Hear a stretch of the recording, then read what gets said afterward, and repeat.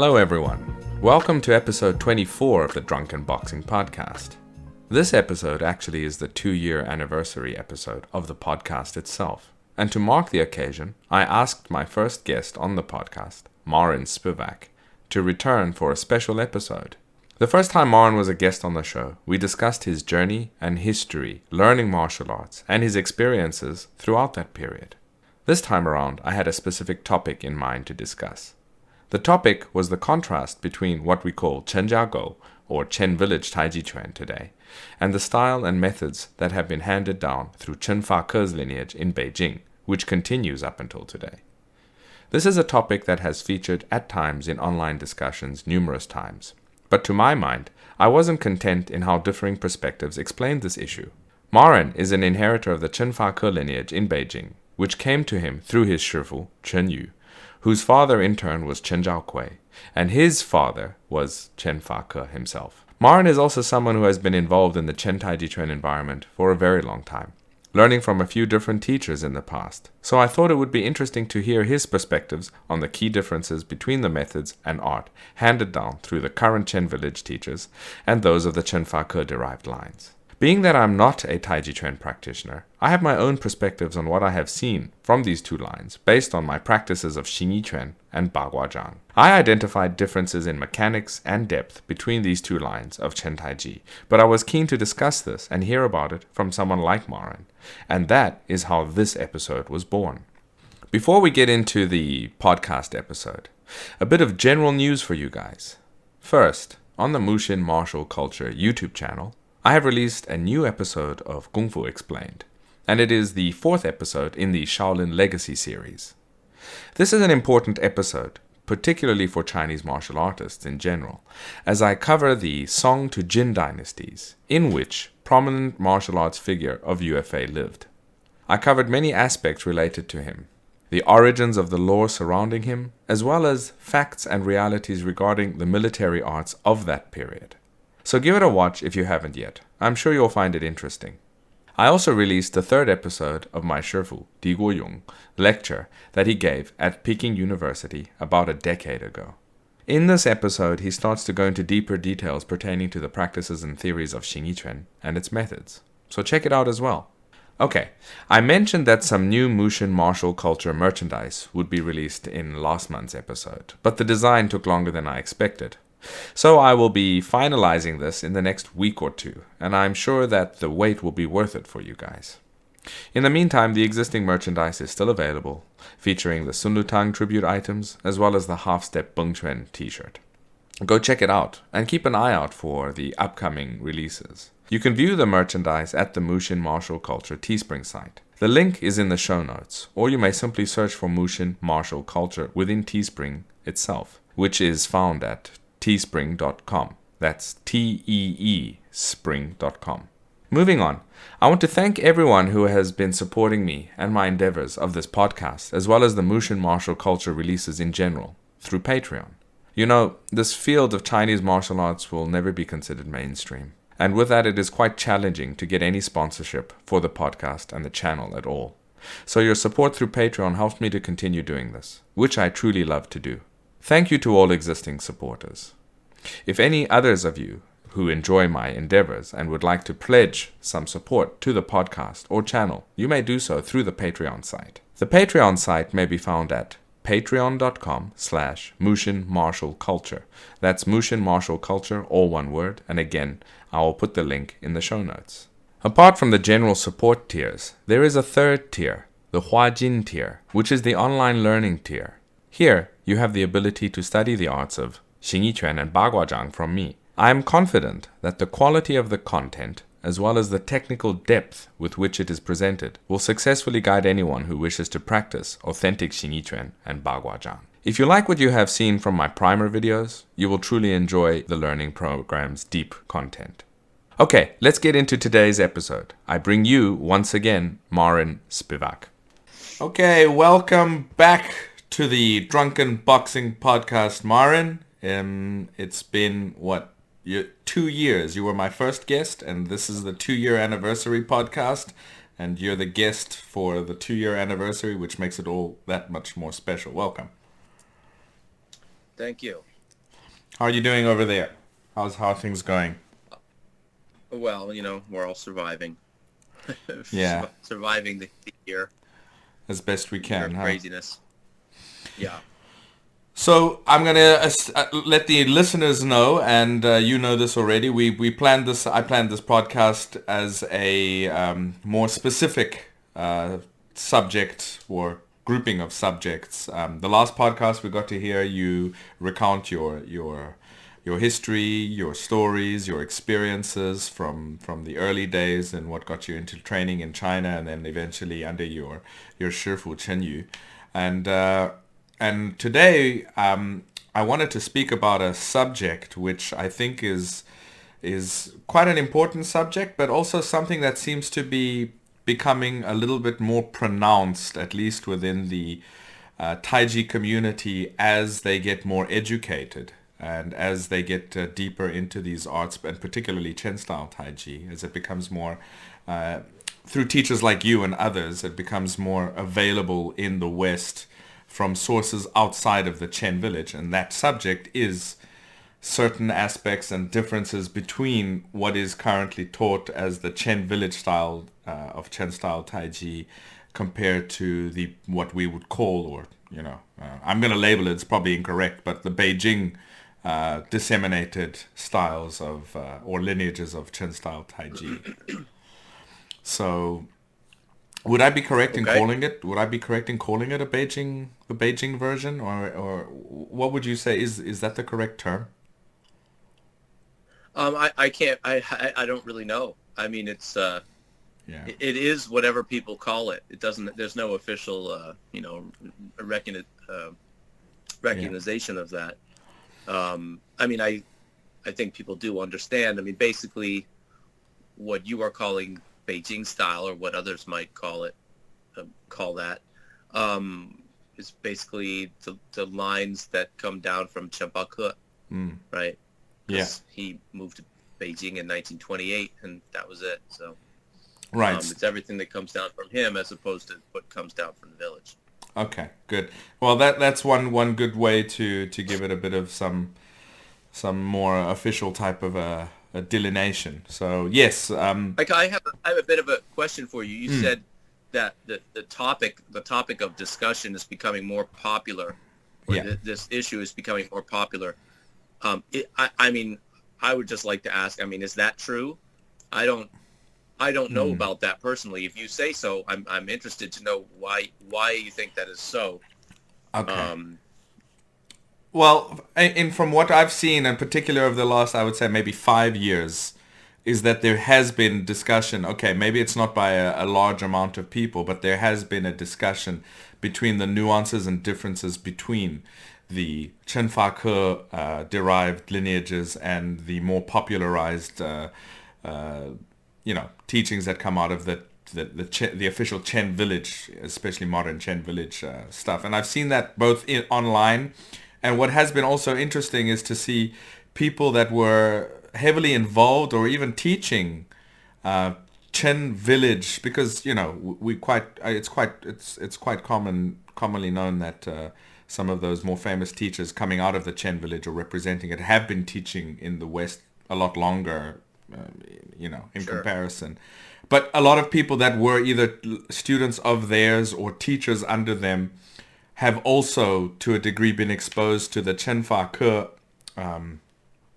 derived lineages and practices, and they themselves have started discussing parts of this. And of course, the interesting thing for me is, like, a lot of people wouldn't understand it unless they've experienced the two. And I'm not a Taiji practitioner, but being in Beijing and being from the teachers and the styles that I've been involved in, for me it was quite apparent to see very major aspects in the Beijing derived lines that I mean, I'm just going to be frank and honest, that I didn't see in the Chen village aspects, Chen village lineages. And these are aspects like certain ideas of body mechanics, movements, and even intention behind techniques, etc.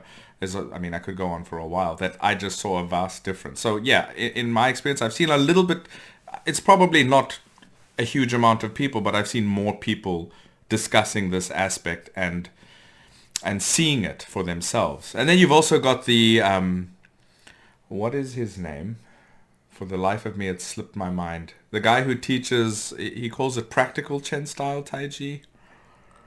Oh, you mean Joseph Chen Hua. Yeah, that's it, Zhonghua.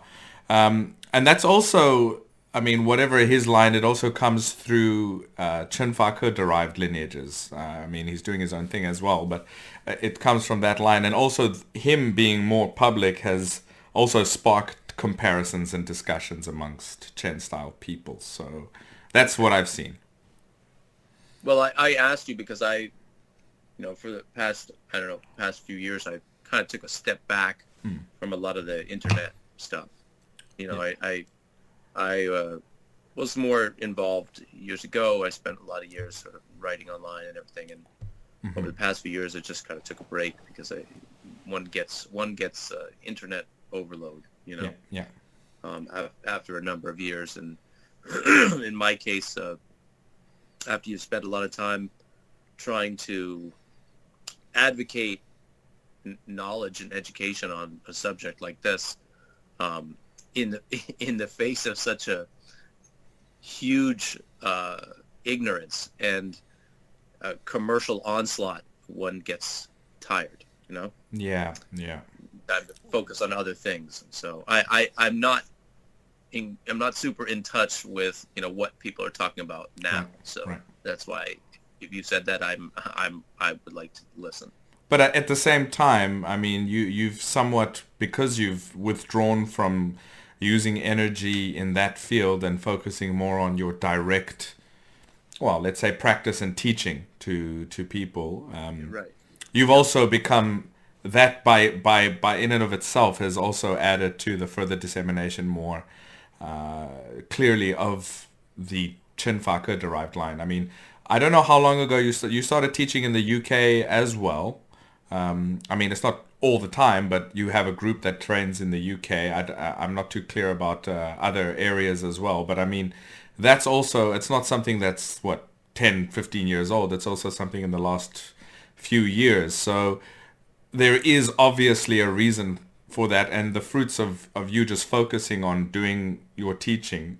I mean, I found this as well. I withdrew from online discussions about Xing Yiquan and Baguazhang and decided, you know what, I'm just going to produce stuff and put it out there as it's supposed to be. And I found that a lot more productive than sitting and having an online argument with somebody. Yeah. Well, the one big the curse of the internet is it's like they call the gun, in martial arts and warfare, the gun is the great equalizer, or maybe it's the sword, right? Yeah. Whatever the new weapon is the great equalizer, because anybody can use it.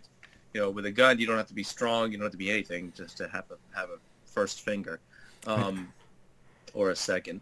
And the internet is like the great equalizer, because it raises up the lowest, most ignorant idiot to the same level as the master expert. And the master expert writes anything online, and they have to argue with the idiots. Yeah. And you have to treat them with respect, as if they deserve the benefit of the doubt, like they know what they're talking about. And that's one of the reasons people like you and me would make a calculated retreat from the internet, is because I still run some of these groups, and basically you get people coming in there who will argue about absolutely anything. And they will demand an audience, demand respect, demand the benefit of the doubt. And you could spend, how much time trying to, defend your case there against these people. And you kind of have to, because it's like you have an audience that's reading it like a prize fight, like who's winning, who's making their case, who's logical, who's supporting the facts. And they're watching that, and you have to support your case. And you could be doing that for hours.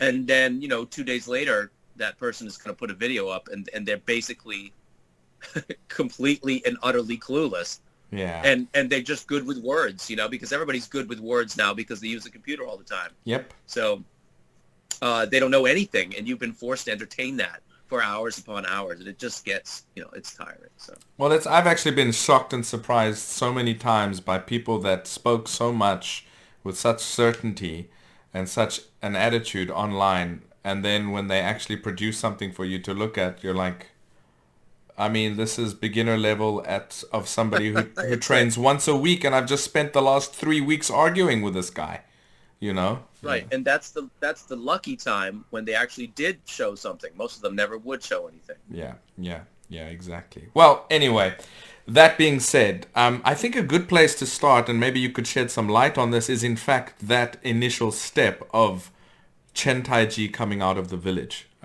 with Chen Fake. I mean, it doesn't have to be in depth, but what was that period? How did it happen? What happened, etc. Okay, well, I'm not. I wouldn't credit myself as being a historian. So my, I mean, I have a sort of a passing interest in history. I can't recite it off the top of my head, and most of it's available, online. You can go search the history in articles and everything. But so I'm not gonna. I'm not the person to turn to for details on that. Right. But in short, the story has it that Chen Zhaopi was in Beijing, right? Earlier, and you know how Chinese stories become legend, but they say Chen Zhaopi was in Beijing and other places, and he was teaching, or he was asked to teach, and people said he was unbeatable, and he was he was a beast, unbeatable, undefeated, and he was the best in the world, and blah blah blah blah, and he, some stories say he was teaching. And other stories say he was asked to teach, and his response was, "Well, I can't be teaching you. You have to call for my uncle, who is Chen Zhaokui." Okay.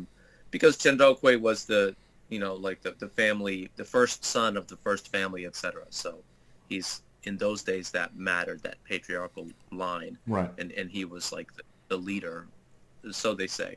Or maybe, I mean, that's the way I heard it. I can't verify that. Maybe he was just very, very good, and Chen Zhaopi thought, this guy is the best and he needs to be teaching you. I don't know.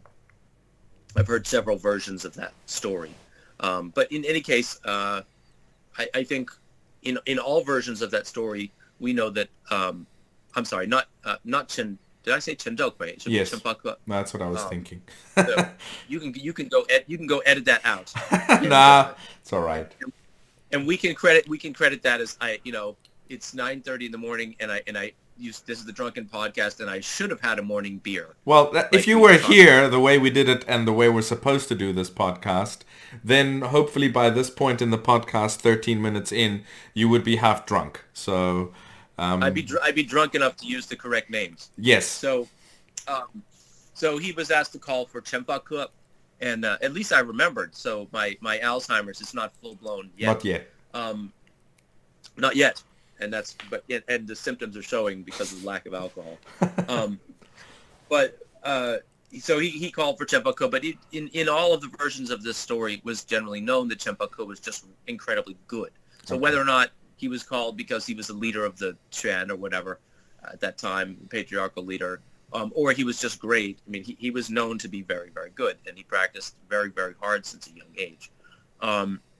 So Chen Zhaopi called for him, or told these folks to call for him, and maybe they did. I mean, I wasn't there, but however it happened, Chen Fake ended up moving to Beijing in 1928. Okay. And some say I think he moved there to make money or whatever. I mean, Chen Village, Chen Jia Gou is a farming hamlet. It's a farming village. It's just out of the way, isolated and small and rural. And there's probably not a lot of money going on. And we can imagine that times were changing in the 1920s into the 30s. Maybe if you lived in a rural agricultural village and subsisted on that lifestyle previously, maybe it was just fine. But as politics was changing in China at that time, I won't say they were industrializing, they certainly weren't, but they were developing very slowly. Mm-hmm. Maybe the need for money in the countryside was growing. Right. So we can just assume that sort of trickle into the cities was starting, Right. which became a huge mad rush later. But so he moved to Beijing in 1928, and story has it that I can't remember the details, but he rented some house, or he had some house there, and he had a courtyard, and he opened his courtyard from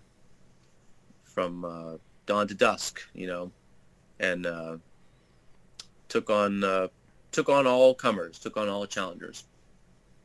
Just opened his gate. He had some of the stories I heard were he took 4 little tables.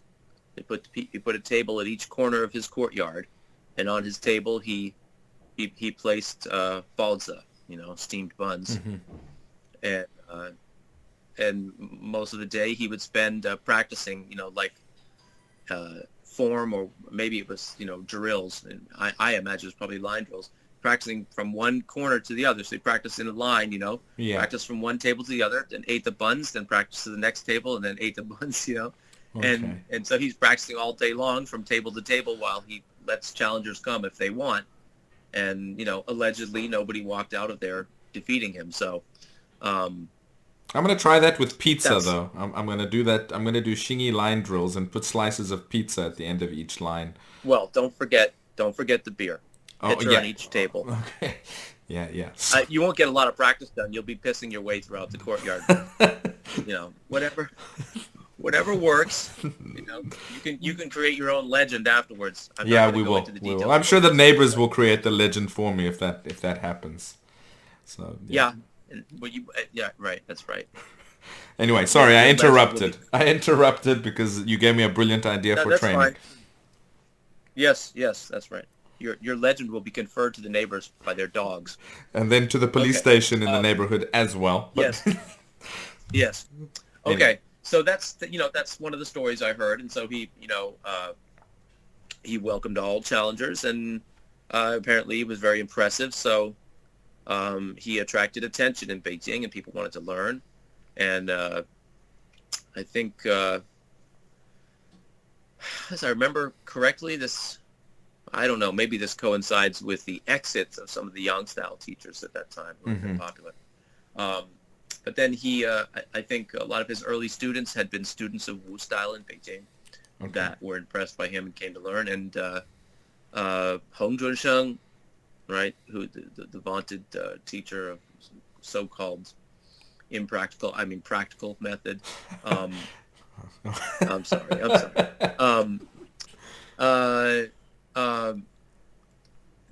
Hong Junsheng was one of his early students who had been a student of Wu style. Okay. And a while back, I forgot that because I was, I had been talking about how, Hong Junsheng's frame and why it looks the way it does. And someone reminded me that he had been a student of Wu style. And well, that makes sense, actually. It's a mix. It's a mix of Wu style and some Chen style. When you have a long background in something, and especially if it's your foundational art, it's not easy to shed that skin. Right. And so if he did a lot of Wu style, which I think he did, and then he went to Chen Fake, it's like, it doesn't mean he just automatically picked that up and became Chen style, Yeah. So in a way, his style is kind of a bit of a mix. It's got some pretty strong Wu style elements in it. Anyway, a lot of those those Wu style students became Chen Fake students. He had a big group of students that were former Wu style students. And then I think he just became sort of generally popular in Beijing. I don't think there was another show in town when it came to Chen Taiji Quan at that time. And even at that time, we're talking the 30s and 40s.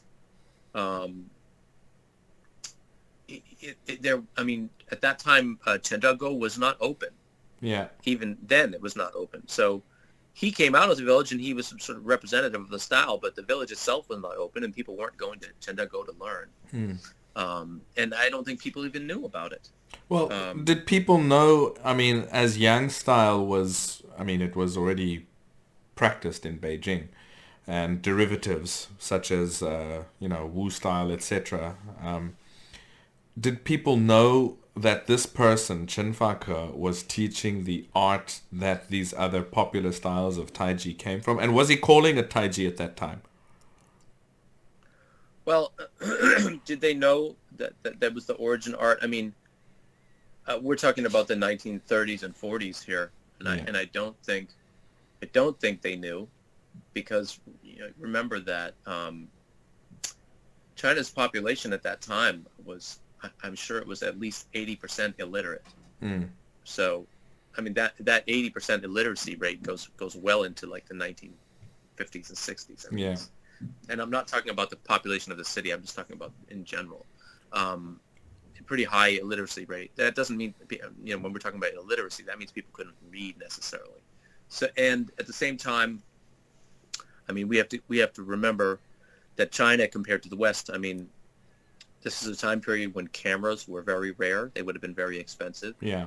And so people wrote books on Taiji, but probably plenty of people, or on Kungfu, right? Not just Taiji, but people wrote books on Kungfu and things like that, but plenty of people would not have been able to read them. Yeah.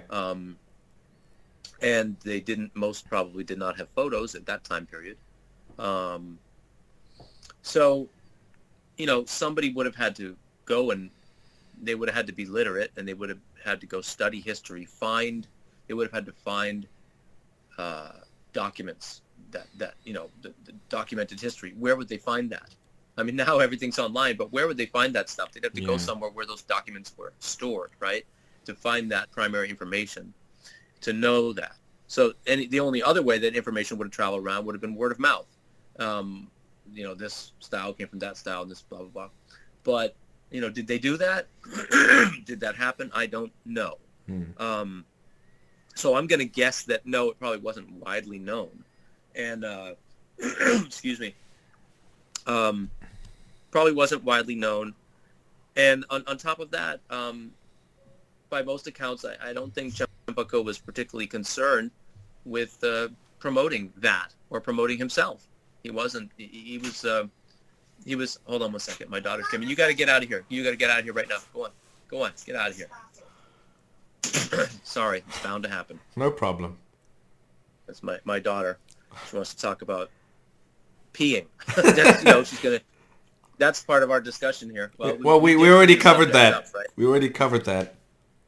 Yeah, you may not need to do that yourself. She's a hard worker. You can pee her way across your courtyard. Okay. So I don't think, by all accounts, I don't think Chen Fake was particularly invested in promoting himself. I think he showed up in Beijing and, he just humbly kind of taught. Chen Fake was not known as like a braggart or a big, an ego guy. All the history around him is that he was pretty quiet. And, when people, challenged or threatened him and all this kind of thing, he wasn't one to kind of stand up for face. It's very common these days to have the legend. I'm sure some degree of this probably comes from all the wuxia pian, the movies. Kung Fu movies, But I mean, it's in the Chinese culture anyway, but I think it's it's heightened in modern times by the media and the nationalism. But I think if we go back in history, we would likely find that in Chinese culture, as well as Chinese Kung Fu, it was a lot less bloviating bragging. I don't think people were as loud and macho as they are now. Yeah. So, there's a lot of stories. I mean, we do have in history these figures, martial arts figures, who are known to be more loudmouths, like the originator of Da Cheng Quan, Wang Xiangjai. Wang Xiangjai. Yeah. Who were known to be like big mouths and talk a lot of crap, be, in love with their own mirror, image. But so we can look into these historical accounts of figures, and some of them do have some accuracy. And Chen Fake, all the stories around him show the opposite, that he was quiet, reserved, and humble. That was his culture. And I would say most likely that's true. I don't think that that's just a sort of a flowery picture of the past. Right. Excuse me. So I don't think he was really into promoting himself. You know, when he was threatened or questioned about his art, he usually demurred. You know, it's in the 1950s, I think it was, sometime in the 1950s, that, you know, this poser Wu Tunan, right? Yeah. Who they had this big conference about, you know, Kungfu sometime in the 50s, and they invited Chen Fake because they heard that you know, Chen Village was the original, you know, birthplace of Taiji. This is in the 50s now. Yeah. I think, if I heard correctly, it's in the 50s. Excuse me. So they invited Chen Fake to like defend his claim, defend the claim that Chen Village was the, you know, originator of Taiji. Yeah. And they, you know, had a big debate about this, and Wu Tunan yelled at him and said, your style was not called Taiji, so it can't be the originator of anything, you know. Yang style was the first to be called Taiji.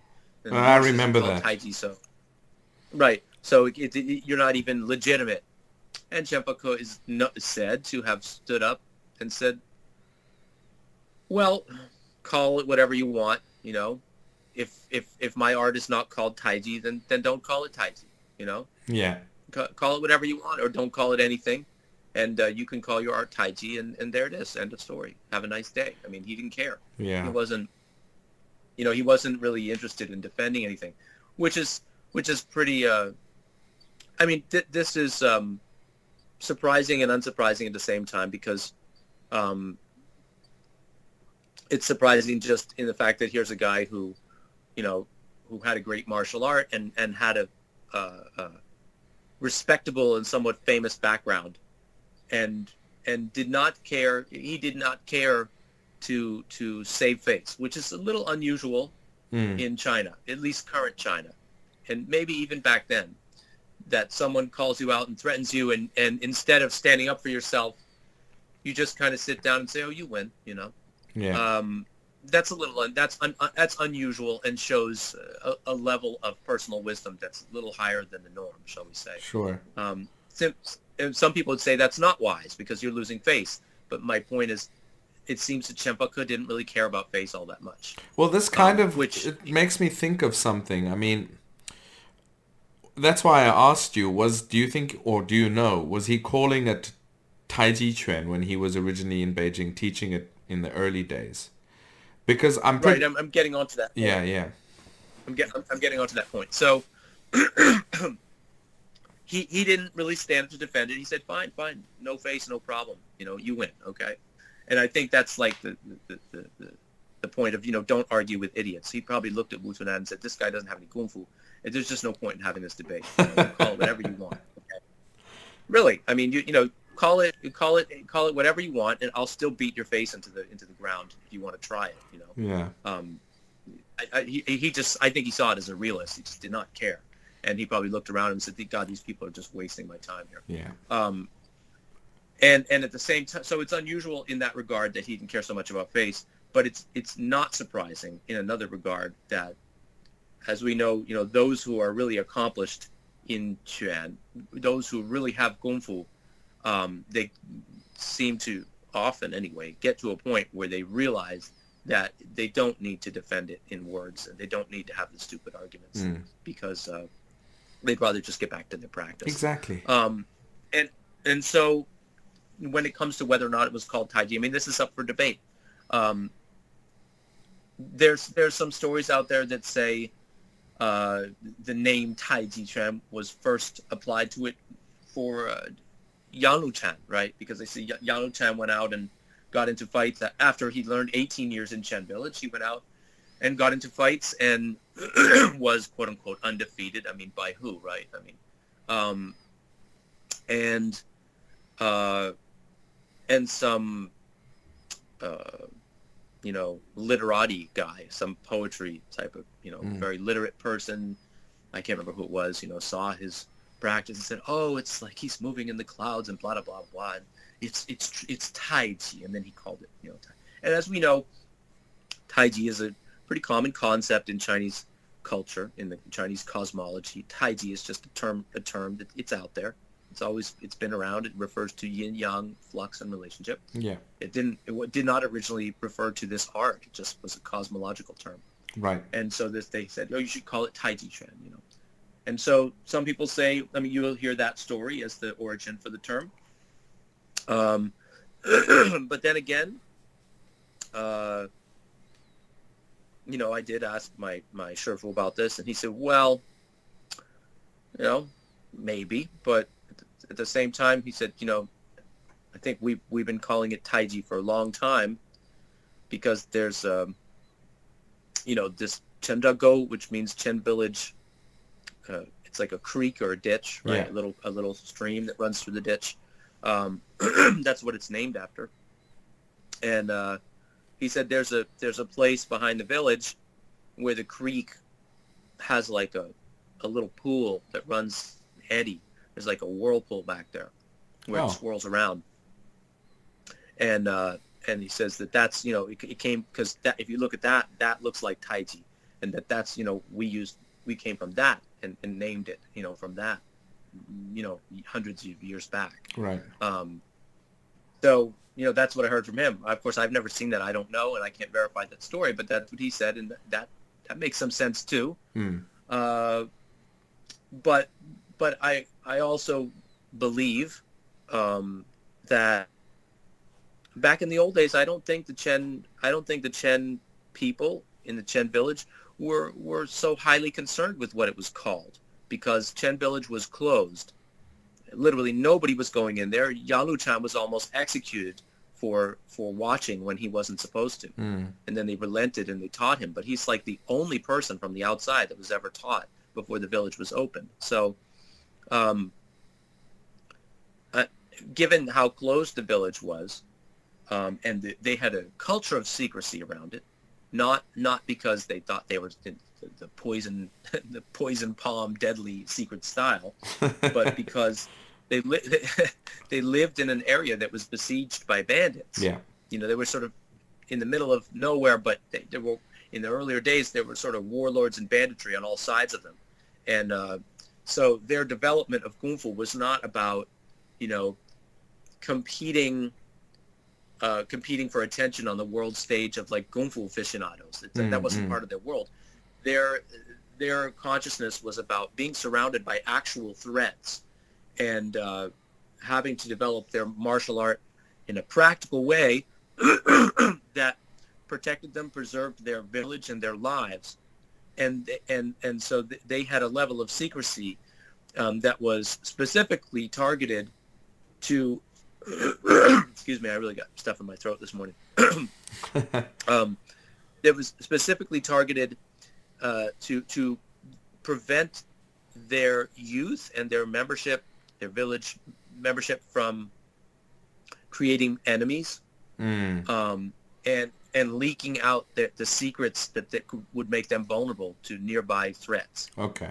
So there's legend, there's stories about this. Okay, there are morality tales about behavior of family members. Okay, it's sort of like fairy tales, you know, that may or may not have been real, but you know, it's tales about, you know, what people did when they went out of the village and how they should behave, and morality tales about how you're supposed to behave. And you know, the gist of that is you're not supposed to go out to neighboring villages and get into fights or show off your Quan at all.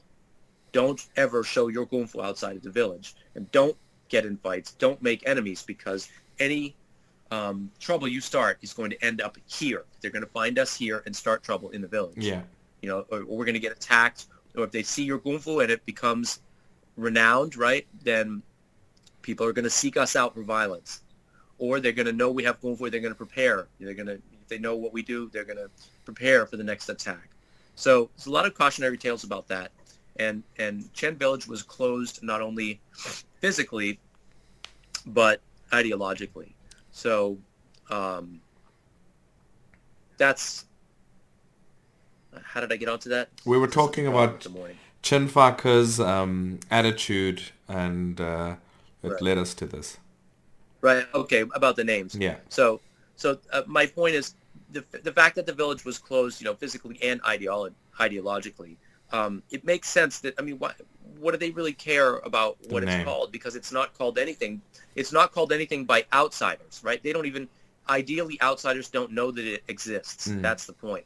It's not like they were advertising, look at our trend, it's so great, right? Right. They weren't trying. They were trying to advertise, we grow wheat and corn here. Congratulate us. We grow stuff. Yeah. They weren't trying to be known for Kungfu at all. The Kungfu was for protection. It's like carrying a gun. If you're a dumbass, you advertise it. We have we have the Second Amendment here in the United States, so guns are legal. And if you're a dumbass, you're like so proud that you can carry a gun, you're gonna wear it outside and show it to everybody, right? Yeah. And so when somebody comes, to rob the bank you're in, or if somebody just wants to, start trouble and attack people, the first one to die is you, because you're the walking advertisement for the dangerous person, the one who they should take out first if they're feeling tough.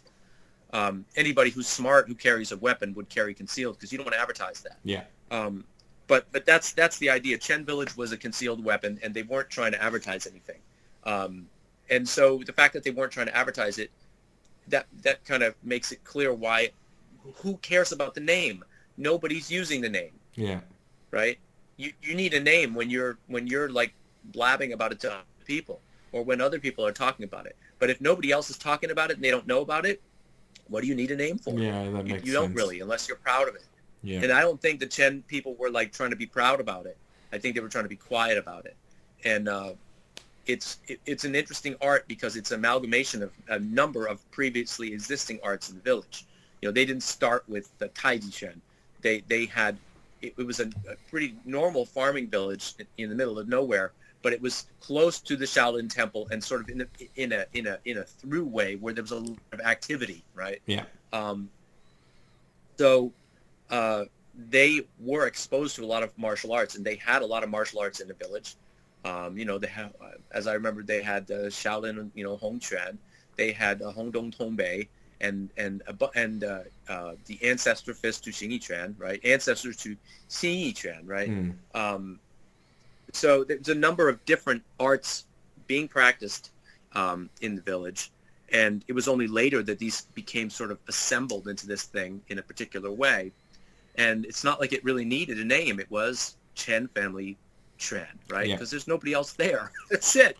So I know that in the past, it was also just referred to as Chen Quan. Yeah, I've heard that too. And I'm sure that was one of the names. But I think my thinking here is that for Chen Village, because this was pretty much a secret art, it was a quiet art. This was a rural village that needed to protect itself and not advertise. I think the idea of names were fairly casual. It was a family art. And it was not a out and proud art, So it wasn't loud, and I think it was sort of like, well, it's Chen Quan, or it's, okay, Taiji Quan, because we have the creek back there, and this is kind of like the yin-yang business. And as well as I do, that every single Chinese martial art clings to the Taiji idea. Every single one has the yin-yang, the Taiji Tu and all that. They all have it. So they all like to claim that thing, that they're attached to this, I Ching principle, this cosmological principle. They all claim that, every single one of them. So should this be more Taiji than the other ones? Well, maybe it is. I mean, I think it's more closely, I think it adheres to that a bit more than some of the others.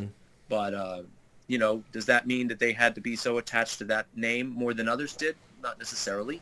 Yeah. I think the naming part was probably pretty casual. That's my point. Chen Quan, Taiji Quan, whatever. It's our trend. Well, I think it's because that's my thinking. Yeah, it makes sense, and I think that's probably why it didn't upset Chen Fake, because he's like, Taiji Quan, all right, whatever. But and they're talking about their art. They're not talking about his. And I'm sure if they said to him, well, your art cannot be called Chen Quan, then maybe he'd get pissed off, or cannot be called. Well, maybe, but so right. But at the same time, it's also, I just think. From his, if you imagine from his perspective, he's sitting in a room full of people who are, I think there's probably a lot of them are more city people, you know. Yeah. It's sort of like an association meeting, you know. And he's really like a a country bumpkin, you know, and who came to the city. But as we know in China, it's also like, you know, when you travel around in China, I mean, those country people, they might be country bumpkin, but they're rough and tough, you know. They're a little tougher than city folk, especially back then. They're hard as nails. And a guy like Chen Fake probably just looked at them and said, all right, bunch of city slickers, you know, bunch of soft guys who like reading books, you know. And, you know, they're arguing about what to call my fist or their fist. He probably looked and said, you know, I mean, you're saying he wouldn't mind if they were, he's like, oh, that's what you call your fist, but mine, he might have looked at them and just said, well, the fist you guys are talking about is not even a fist. You know, I mean, plenty of people would have said that at the time, you know. And so it was more that, you know, actually the actual words Wu Tunan said were, you know, you call your art Taiji Quan, but, you know, Taiji Quan consists of 13, you know, 13 shi, you know, 13 postures, 13 whatever, and 13 forms, and your, you know, your art doesn't have the, he said, what did he say? He said, you know, Taiji is 13 shi, and, you know, is your art based on the 13 postures? If not, it's not Taiji. And Chen Fake said, well, if that's what you call Taiji, then, you know, we're not Taiji. Yeah, exactly. So, yeah, because it's not based on that. So that's just the bullshit. So, I mean, that's kind of what it is. It's like, you guys want to define your world with these silly things, you just go right ahead. You know? I just don't, I mean, who cares? Yeah. And it's obvious he didn't care. So. Well, yeah, that makes sense. I mean, and also he's just going to carry on doing his thing anyway. So, yeah, interesting. And then from there, you said that he had that some of his first generation students were Wu stylists and other prominent figures. What happened from there? I mean, these people obviously carried on disseminating his version of Taiji Quan. And at the same time, how do we get to today? Know, he taught into the, you know, sometime in the 1950s, late 50s, I think. And he was kind of like the last man standing in Beijing. You know, there was nobody else for Chen Taiji Quan in Beijing. And he did, you know, he became quite visible. He did produce a lot of students. You know, how many of them became great is up for debate. I'm thinking, you know, from what I know, that Chen Fake was probably not an easy person to learn from. You know, this is why. Well, back in those days, I mean, you know, he did produce a lot of students, but I don't think a lot of them were really great. I mean, you know, there's a story about a student he had who, and this goes back to the topic of the difference between city folk and country folk. And, you know, these were all, the people who could learn from him, you know, they had some money because they had to pay. And so they tended to be fairly literate and higher class than he was. And one of them, there's a story about, I don't remember the names, but one of them said, you know, I want to learn the martial side, because there was a bit of a division back then. You could learn, you know, you could learn the form, the practice, the health stuff, or you could, like, you know, opt in to learn, you know, combatives. He said, I want to learn the martial stuff from you. I want to learn the martial stuff. I'll pay extra or whatever. And Chen Fake was kind of grudgingly said, I don't think you want to do this, you know.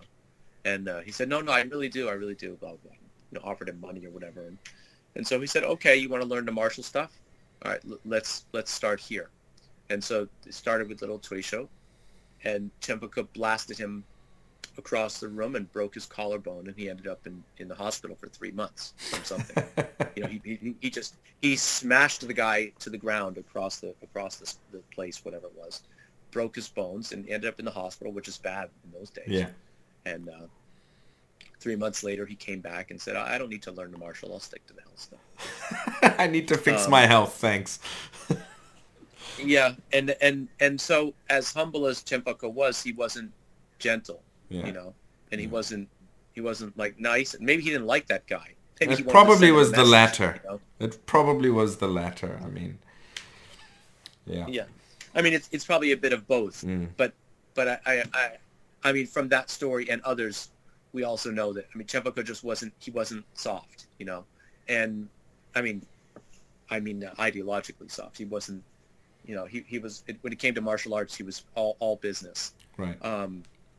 So I think the vast majority of his students did not learn the true martial arts. Okay. You know, he probably picked and chose who he was going to teach that to. Right. You know, those who he thought could take it physically, or those who he thought would maybe could actually do something with it. I mean, I'm just guessing here, but I don't think it was just on the menu for everybody. Sure. And so, you know, a lot of those students, you know, weren't very tough in that way. Maybe they didn't learn that aspect, but you know, it's the main two that we know of that did are Feng Zhiqiang and Chen Zhouhui. You know, Feng Zhiqiang, his body was very robust. He was stocky and thick and extremely strong. And so it was like his focus, and he had a background in fighting martial arts. Yeah, he did Xinyi. So if you look at, Liu He Xinjie. Yeah. And if you look at his practice, I mean, it's, for those of us who know his form, I mean, some people like his form, some people don't, but form wasn't his, we can say in a way, form wasn't like his main focus. And in his way of practicing form was much more like drill oriented than it was, you know, form oriented. So his form is kind of like strung together, a series of like martial art drills strung together. That's why it looks really different. I'm not talking about the later stuff. I'm talking about the earlier stuff. Yeah. Before he did that, he created that Hunyuan. Before the Hunyuan stuff. Yeah. Before the Hunyuan stuff, even then, it was all just like strung together, a series of like, you know, drills to beat someone to death. Yeah. So that was his focus, and so I believe he was taught a lot of that stuff by Chen Fake. And I was told this by Jean Chen, my first teacher, who said that Feng was one of the few people who really did learn the fighting side from Chen Fake, because he could take the beatings, you know, basically. My teacher said the same thing about him. I mean, he knew Feng as well, and we spoke about this last time. A lot of people don't understand. Yeah, a lot of people don't understand Feng Zhiqiang. They look at that and say, "Oh, he's flowery," or he just tried to make it. It's all about health, but they don't know. Feng Zhiqiang was just a bruiser. He just wasn't into the performance stuff. So, you know, there's sort of two tracks there, and the vast majority of people who came out of Chen Fake's scene did not have that martial method. So you see a lot of people who come out who are just like real. Some people came out being posers and whatever. What's his name? I can't remember the names of those students, but there's a few students of Chen Fake who came out in Beijing and made all the videos of like empty force throwing people around. They didn't learn anything. Oh, okay. And then there's Chen Zhouhui, who was his son, who he taught martial from the beginning. Right. So obviously you wanted him to carry on, to carry it forward. So you'd have to teach it to him in the way that. Right, and he practiced low and bitter. He had the aptitude for that. Yeah. And this is some of it is just the difference between city folk and country folk at that time period. Is that those vast majority of people in Beijing who had money and wanted to learn, and they were sort of a level up in terms of class. They weren't going to get down and dirty and practice extremely hard. Okay. Yeah. And so I don't know if that's the question you asked. No, that is. I was asking. No, we were just asking the moving of the art from the village to Beijing, and at that time, I mean, that takes us to Chen Fake, Chen Jia Gou, and then of course your teacher comes after that, and that's just he's. I mean, it's been in Beijing. That line has been in Beijing ever since, and parallel at that time. What was going on at the village? Okay, we know that China was going through its civil war, and then all the other things that occurred following that. So, what was going on at the village? The first thing you said that Chen Jiaopi said his uncle Chen Fake was the one. In other words, he carried probably the legitimate. Highest level of the art in the village. Now he's gone. So what's going on at the village, and then going through these transitionary periods in China, what happened at the village. So what I'm going to do here is sort of I'm going to farm this out and say that there's 3 articles on my website that are written by a former student of mine. Well, they're translated, okay. These that refer to this history in detail, and I don't have it in my head. I just have snippets from it. Okay, that's fine. But the basic these 3 articles were actually written by Chen Lei. Okay. Who's in the village. And so Chen Lei, these came from a series of articles that he published in some magazines, I think. And the basic idea, people can go on the site and read those, but the basic idea is, you had years of famine and warfare, right? I mean, you had the Japanese invasion. Chen Village was very badly impacted by the Japanese invasion. And then you had the nationalists who came through and conscripted people, right? And, back in those days, it's like they came through, you have to, all the men have to join the army. And if you don't, what happens? We break your teeth, I mean, it's not like they're asking, Yeah. So, you had the Japanese invasion, you had the nationalist conscription, you had famine, and then later, Cultural Revolution and Great Leap Forward. I mean, the village was really just devastated. So, Chen Fake had left to Beijing. After he left, Chen Jia Gou was also not there. He was off working somewhere. And pretty much, the word around town over there is that by sometime in the from anywhere from the 40s with all this warfare, the 40s into the 50s, you're having a great leap forward, and then into the 60s and 70s Cultural Revolution, there was literally nobody there to teach. Okay. By the time Chen Jia Gou is in his 80s, and Chen Fake is no longer alive in Beijing, right? And Chen Jia Gou is in his 70s or 80s, right? And he's old and in bad health because, what is it? They were persecuted, and all the stuff he went through. He tried to commit suicide by throwing himself down a well. Yeah, I heard about that. They saved him, and but he broke his leg, and he couldn't really practice or teach. So by that time, basically the young people in the village did not know Kungfu at all. It was gone. There's nobody to teach, and nobody practices because it's just too much trauma. It's gone. Social trauma. So that was why Chen Jia Gou decided to come back. He felt obligated to rescue the family art. He went back to the village. He came back to teach. Yeah. Okay. And so he's the one who taught those quote-unquote 4 tigers, or 4, whatever, 4 amazing words, whichever you choose, which you would like to call these, worshipped figures. So he's teaching them, but he's also teaching everybody else. And they did that for 10 years. Something like 10 years. How old was he at this point? So this is now his... He's in his... Well, by the end of it, he's in his 80s. With a gammy leg. Okay. Yes. Okay. And I mean, I know that Westerners love this stuff where they imagine, oh, he's in his 80s, well, he must have magical powers and be amazing. But in reality, people who practice Kung Fu when they're in their 80s, they're also old and infirmed like anybody else. Yeah. Nobody's practicing bitter Kung Fu at the age of 80.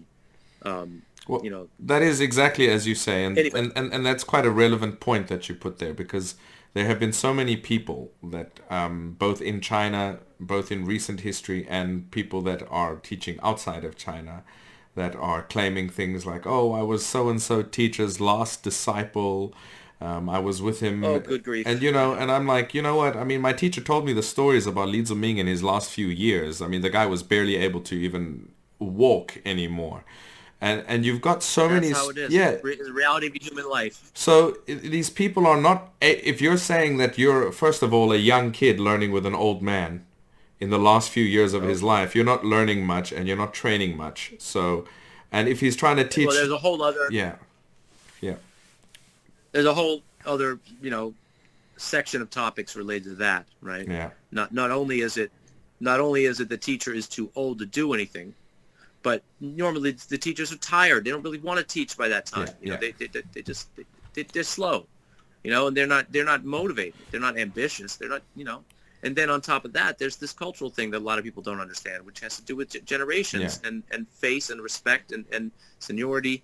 And if your teacher is 80 and you're 20, that it's usually culturally the teacher resents having to teach you. He normally won't. You should be learning from that's right. You should be learning from a student of their disciple. You're like 3 generations down from them. Yeah. So, and I experienced this myself. That I didn't understand this in the early days, but that's what it is. It's like it's a loss of face for them to teach you, because when a young student learns from an old teacher, it's like you're pulling down. In China, you're revered for being old, right? It's like you get seniority. So if you have a young student, it's like they're pulling you down to their level, that you now have to grovel to teach these young kids, right? Where you should be propped up. You should have a disciple, and the disciple should have a disciple or student that teaches these young kids. Yeah. You should not be relegated to this, manual labor task of teaching kids. Especially basics and beginning stuff at that age. That's right. They're going to be, right. yeah. You would drop in to visit these kids and bestow your greatness upon them, but you're not going to do the hard work of teaching them. Yeah. No, that's supposed to be your students who do that. Yeah. So there's actually a cultural barrier to that. It's not even a thing. People won't do it. 80-year-old teachers do not teach young kids. They just don't. Yeah. And so the fact that people believe they do just means they just don't understand the culture. Well, the other side of it is they don't realize that actually when you go into a teacher's door, so you're officially his disciple, that screws up the whole generation and the subsequent generations of that style if you're like a kid and he's in his 80s and you're under him, because you're going to be calling Shige and, which is older brother, martial brothers, people that are 40 and 50 years older than you, and they're going to... That's right. It's not Shibo. Yeah, exactly, Right? It should be uncle. It should be uncle. It should be grandfather. Exactly. So a lot of times that never happens. There's a lot of things... Right, and that cultural hierarchy is actually very rigid. People take that stuff seriously. That's a real thing. It's not mythology. Yeah. So, it's, and then there's the other thing of you're 17 and you come to an 80-year-old teacher. They know that they're going to be dead before you're good, and you're going to make them look bad. Yeah. Yeah, exactly. Very true. Anyway, that's another subject. Right. That's another subject. But anyway, Chen Zhaopi was in his 70s or 80s, and these are young people. But he felt obligated to bring the art back to the village. Mm-hmm. But he is quoted as saying, when I teach, developing students, I teach external arts only. Okay? Mm-hmm. That's his philosophy. He taught external frame. All right? That's what he was into. He taught external frame, and exercise, like calisthenics and external frame. Mm-hmm. And in the words of Chen Zhenglei himself, as well as Wang Xian, who told this to my own teacher and Kungfu brother when they got together for lunch and got a little bit drunk. As one does. Yes, this is China. So in the words of both of them, Chen Zhaopi, when he taught them external frame for 10 years, he never taught them any tuisho or applications. None. Okay? Oh, okay. He didn't. Because why? He was 80. That's why. So generally speaking, teachers who are old, in China, teachers don't usually teach what they themselves can't perform because it just makes them look bad. If they try to teach it to you, they'd have to explain it. You know what I mean? Yeah, they'd have to show it. And you can't show those things when you're 80. You just can't. So he just kept that under his hat there. He didn't teach any applications. He just wanted to save the art to whatever degree he could. When he died, they sent somebody to call for Chen Doukui, okay, because he was the only other person they could think of in Beijing, right? Because they had no one else. And so they sent for Chen Doukui to come back, and he came back, And he, showed them what he did, and they said, wow, okay, that's something very, very different. We've never seen that before. Why? Because it'd been gone since 1928. Yeah. Right? And it had been developed in Beijing as well while it was gone. Sure. Either way, it was something that they had never seen. It was a style from a particular family, Chen Fake's family, that had been gone for, 40 years, 40-something, 50 years, whatever it was. And that the people who were learning now, I mean, they weren't even alive when they left, those people left. So they'd never seen it before, and it had developed more deeply while it was gone. So they called this new frame, which it wasn't new. It was just had been gone. Okay. This is when even the most basic tuisho and applications started to be taught in Chen Village. So by Chen Jia Gou. By Chen Jia Gou. And this was during, rather short, 1 month visits here and there. Okay. Over the course of a few years, which added up to really not a whole lot of time. Yeah, of course. It's like trying to learn a system via seminars. It's just not really possible. Right, and not small seminars, like big group, big group seminars. And the other issue is that not only is it learning by infrequent, big group seminars, but it's also when you have a developmental background of 10 years in another style that's much more simple with different requirements. And as we know, 10 years of patternification, you can't shed that. Yeah, of course. Yeah. Old habits die hard, yeah. Or they don't die at all. Yeah, exactly. Okay, so this is where they started to learn those aspects from Chen Jia Gou. Mm-hmm. Okay, and did anybody or in these articles or these people that saw the when Chen Jia Gou started teaching that had learned from Chen Jia, did anybody write about what they saw as differences? We'll get into what you see, etc., and things like that. But was there any?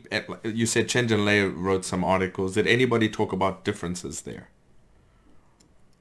Well, I'm not an expert in what they wrote, but you can still find some stuff online about that. There was some discussion of it, and expectedly, a lot of it is wrong or superficial. Okay. And this is part of the problem when I'm talking about patterning, and 10 years is hard to shed.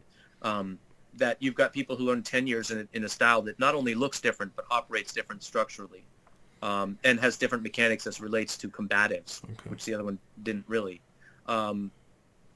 So you can find stuff that's written by Zhu Tiancai, for example. Mm-hmm. There's he was interviewed and asked about this. What is the difference between Lao Jia and Xin Jia, quote unquote? And he said, Xin Jia, quote unquote Xin Jia, which we don't call it that, but he says Xin Jia has a more spiral and more twisting in the body and the legs and blah blah, and then it has more wrist spirals and wrist spirals. And what is that, like jazz fingers? What is he trying to say? I don't understand why somebody would say that. I don't know. I read that.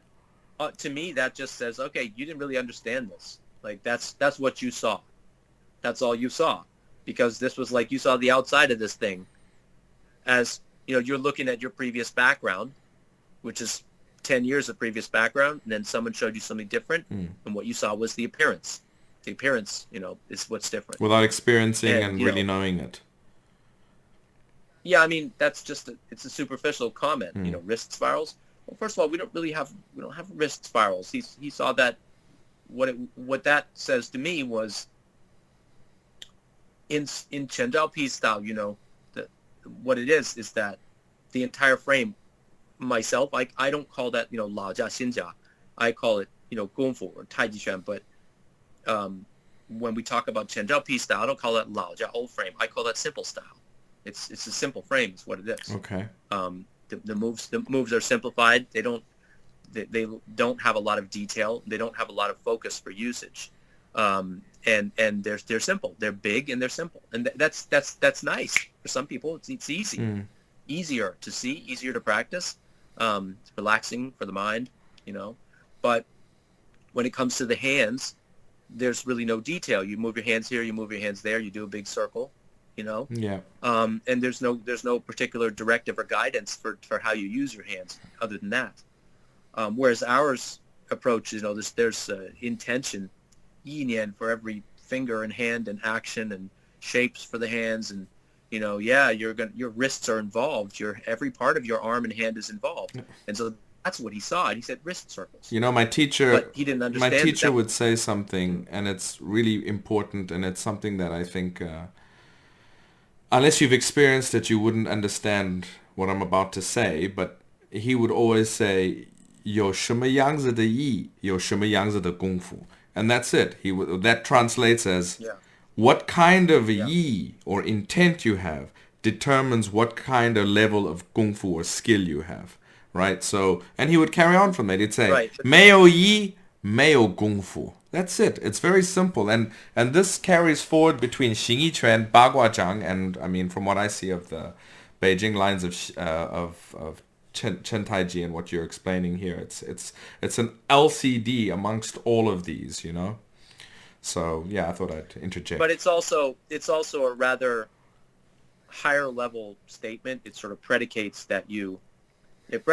let's put it this way. Okay, 没有意没有功夫. Okay, but it's like we also have to clarify that in the West, and maybe even in China to some degree, but in a general sense, there's this idea where people, since the early 2000s, people like to talk about yi, right? Oh, it's the new qi. Right, yi is the new qi. So they like to talk about this, and they talk a lot about it, and the more you talk about it, the larger your hand is, and I'm teasing. The more important you are, the more you can use this word. But, whether you have yi or not. But there's this other question of, like, it's not about whether you have yi. It's like... You have the correct yi. It's not about just... Yeah, it's not about just having yi. It's like yi has to... Intention has to be like have a structure to move through. Right. So it's fine if you have all the intention you want in your head, but if there's no particular shape that it's being expressed through, that it doesn't mean anything. Yeah. Yi actually is not about, having this idea of intention in your mind. It's about actually using that intention to shape your body. Yeah. You just use your intention should shape your fingers and your hand and everything, Yeah. It's not just like you could put your hand out there like a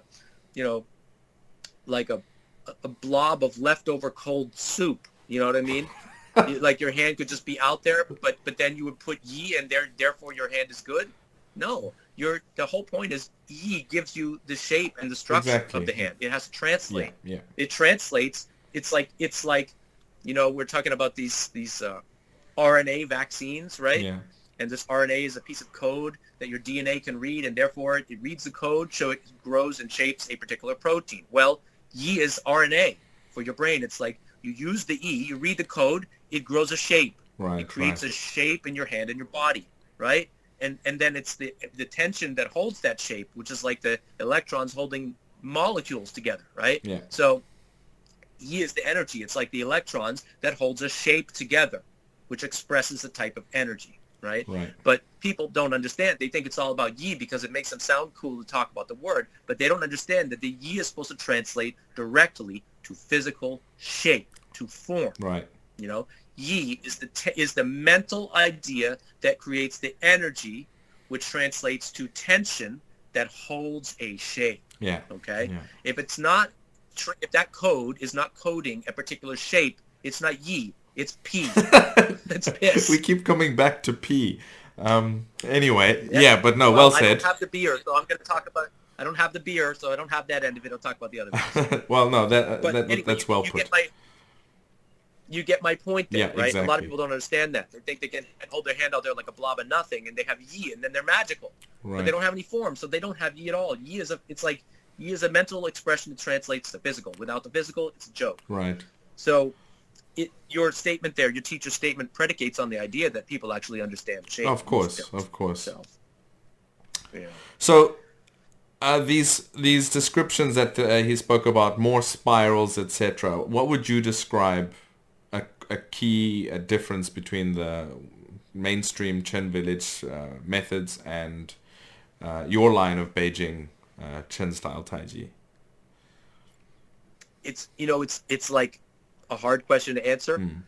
The reason it's hard is because the answer is so huge. Sure. And simply put, it's like everything. What it is structure. What was I going to say? Gosh, it's like structure and detail. Okay. I mean, could that be any more of a vague answer? Why? Because it is all of that. So if you look at the difference, between our style and theirs, it's really just structure and detail. Meaning, theirs by design lacks detail, and I mean lots and lots of it, almost all of it by our definition. So, they have choreography, but they don't have. For example, we're talking about Yi defining shape. They don't have shape. When it comes to their hands, they don't do anything with their hands. So they move their limbs around, but they don't have attention. They don't have any defined shape, or they don't have any defined shape or function to their hands.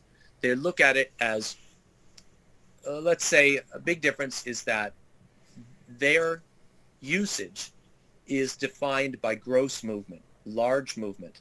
Okay. So it's always big movements that they're going to use. So that's why, you're looking at 80-90% of their usage relates to commercial, tournament wrestling. Okay. So it's, big, full body movements that don't require detail in the hands, right? It's like hefting a person from this side to that side, or, lunging into them, or, a strength-based kind of throw over your leg or whatever it is. It's big movements. So things that involve a simple and rather gross turning of the body core. Okay. And the limbs are just helping with that. And then when it comes to the legs, they don't have a very defined structure. There's no, when you go from the legs up to the torso, the supportive structure, you don't have a very defined structure at all. Like there aren't prescriptions as to how to arrange the bones, the joints, the muscles. There aren't prescriptions for that. Okay. It's basically, for the most part, I mean, they have their stylistic preferences. Each one of these teachers has their own style, like the way it's supposed to look. But that's where a lot of it is based on, is appearance. It's like, well, how do you do it right? Copy what the teacher is doing. Make it look like what the teacher's doing. Yeah. Copy the stylistic part. And when it comes to the philosophical, not philosophical, but the methodological part of it, how to teach the method and the structure, it's usually based on kind of philosophy, which is like, instead of teaching what to do with your joints and bones and all that, you're going to say, well, sync your chi, sync your energy. Right. I mean, it's, go for stillness, an jing jing de, Yeah. Quietness, tranquility, sync your energy, pong, whatever, but no real explanations of what those things come from, and no structural shape to put those in. So I'm going to say, it sounds like kind of a harsh statement to make, but I mean, it's really just a lack of shape and detail. Okay. What it is. So there's, it's a lack of structural and functional detail, and then that gap is filled by the imposition of copying of appearance. Yeah. So you don't need to know what's going on inside. You just copy the appearance, and then put some kitschy philosophy on top of, quietness, sinking, chi, breathing, blah, blah, blah, blah, blah. And that works for most people. Gets them, they win in performances. Right. And they can do, competition tui show. But, a really great majority of the applications used in competition tui show don't come from the form at all. So that comes from, as we know, they have judo and sanda coaches and things like that. That's where they end, shuai jiao. Well, we know that the That's where Chen they get Village those people applications. actually deliberately, when they were trying to pursue this whole Toy Show competitive aspect, they did learn from Shuai Jiao people, who in turn also learned from judo people, and they incorporated a whole bunch of techniques. But at the end of the day, I mean, Right. the format itself is limited in terms of Taiji Chuan, or specifically Chen style in this case, as it's in terms of its methods and content. It can never include, or never be allowed to include, all of those methods, because, well, we know what would happen if that was the case. I mean, if you started allowing, it would become a different thing. It's just trying to focus on one small aspect of it, and Right. we It's whatever the safest thing is, and all that. so. And And you can it's get limited stuck in a there. lot of I ways. wanted to say this, and people can Yeah. get stuck there. I mean, that's fine. It makes them happy, but people do get stuck there if they don't Oh, yes, surpass they do. that. So Of course they get stuck there. But I mean, generally speaking, so let's expand a little bit and say, you asked for the differences there. So I would say a lack of structural detail, a lack of functional detail, and a really great lack of combative relationship between application and form. okay, So, but let's just say it's a great lack of application for starters, okay? yeah, But if there are applications, you can't trace them back to the form, okay, for the most part. And that kind of goes in both directions. So if there are applications present, you can't trace them back to the form. And then if you look at the form, you can't find the applications. So there's tons of applications where you can see, like, there's things going on in the form that this should be doing something. This should be used for something. But if you were to try and find out what it could be used for, you would never find it. And people would tell you, well, that's just because you're not, ready for it, which is not true. You're always ready for okay, it, the applications aren't secret. You're just not good enough to do them. But you should be able to see them. Why not? If you're not good enough to do them, that means you're not good enough to learn them, which means you could see them and it wouldn't hurt anybody. okay. You know what I'm Exactly. saying? It's not like you're you gonna couldn't learn the skip them. secret by looking at it. So Yeah, you're not gonna learn the secret that you can't do. So yeah, the fact that they're not showing you means they don't know them. right. So you never see them because they don't exist. So when you see all these moves in the form, especially like the striking and things like that, you'll never, ever, ever, ever see the applications. They do not exist in those schools because they weren't taught. Okay. So, I don't think they were taught from the outset. But I mean, the way I look at it is, wrestling is just one part of the Taiji Chuan Kungfu. Okay, it's one part. And to be honest, the commercial wrestling that we see, in the tournament wrestling we see in the Toy Show stuff, I mean, that isn't really the wrestling. That's just tournament stuff, and a lot of it doesn't come from Taiji Chuan at all, as you just said. But yet, actual Taiji Chuan wrestling is a real thing, and that originates in part from their exposure to Shuai Jiao. But we're talking 400 years ago, Okay. which is quite different than bringing Shuai Jiao coaches in now and trying to piece out the moves. I mean, because Taiji Chuan brought in Shuai Jiao, and then they developed it their own way, in the Taiji Chuan way. Right. And what you see now is not that. What you see is modern Shuai Jiao, like whatever works for expediency in those competitions. So that's not the original Taiji Chuan wrestling. And so there is a wrestling component. Yes, there is. It doesn't look like necessarily what you see in the tournaments, but it's just one facet. Outside of that, of course, you have kicking, locking, striking, right? And these things will never be represented in tournaments. No, there's no way. So I mean, no, that's just, they're designed to injure. They're not designed to compete. yeah. And so, there's ways of practicing them with partners, but you're not going to go do those in a tournament. People get hurt. That's it. They get hurt. People get hurt even in learning Toy Show, the real stuff. You get hurt. But, that stuff is missing from those curriculums. So not only they don't have those applications, but you don't have the applications that point back to the form, and you don't have the form pointing to the applications either. They're just not there. They're not present.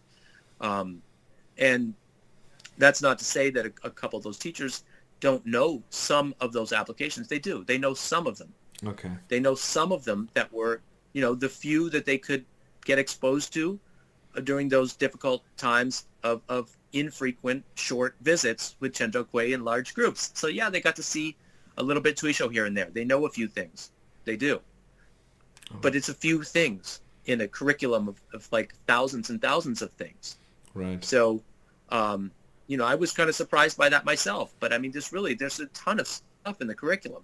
There's a lot of striking, a lot of locking, there's kicking, there's throwing, all this stuff. And, you just see a few little spatterings here and there of what these folks know. And I would say the one who, in the village teachers, the one who knows the most of them is probably Wang Xian. Okay. But the reason is that he went to study from Feng Zhixiang.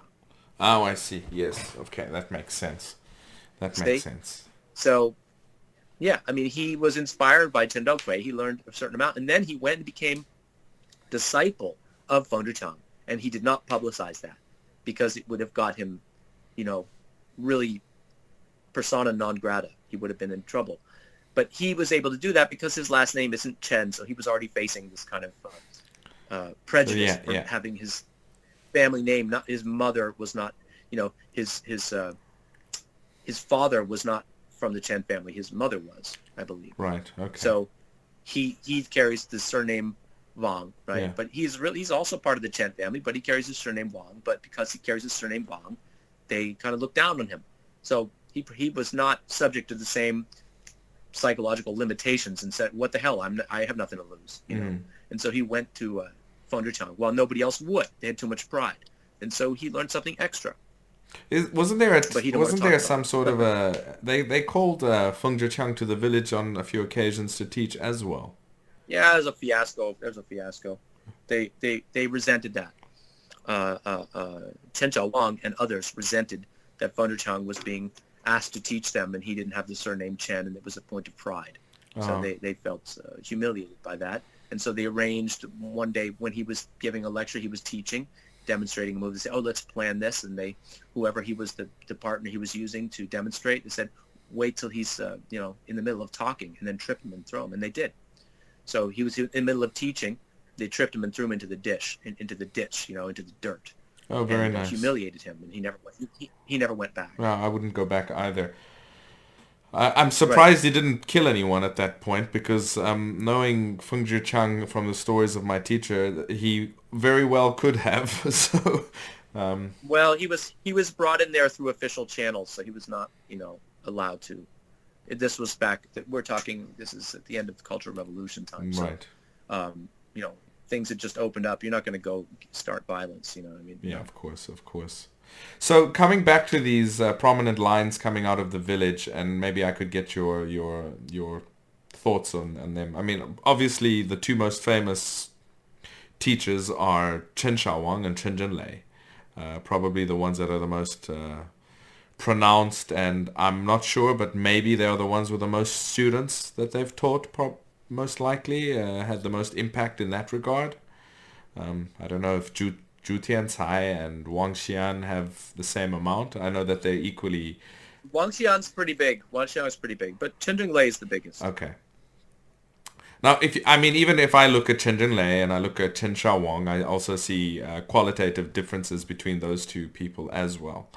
But I mean, I'm not a Chen style practitioner, so maybe you could weigh in on some aspects there.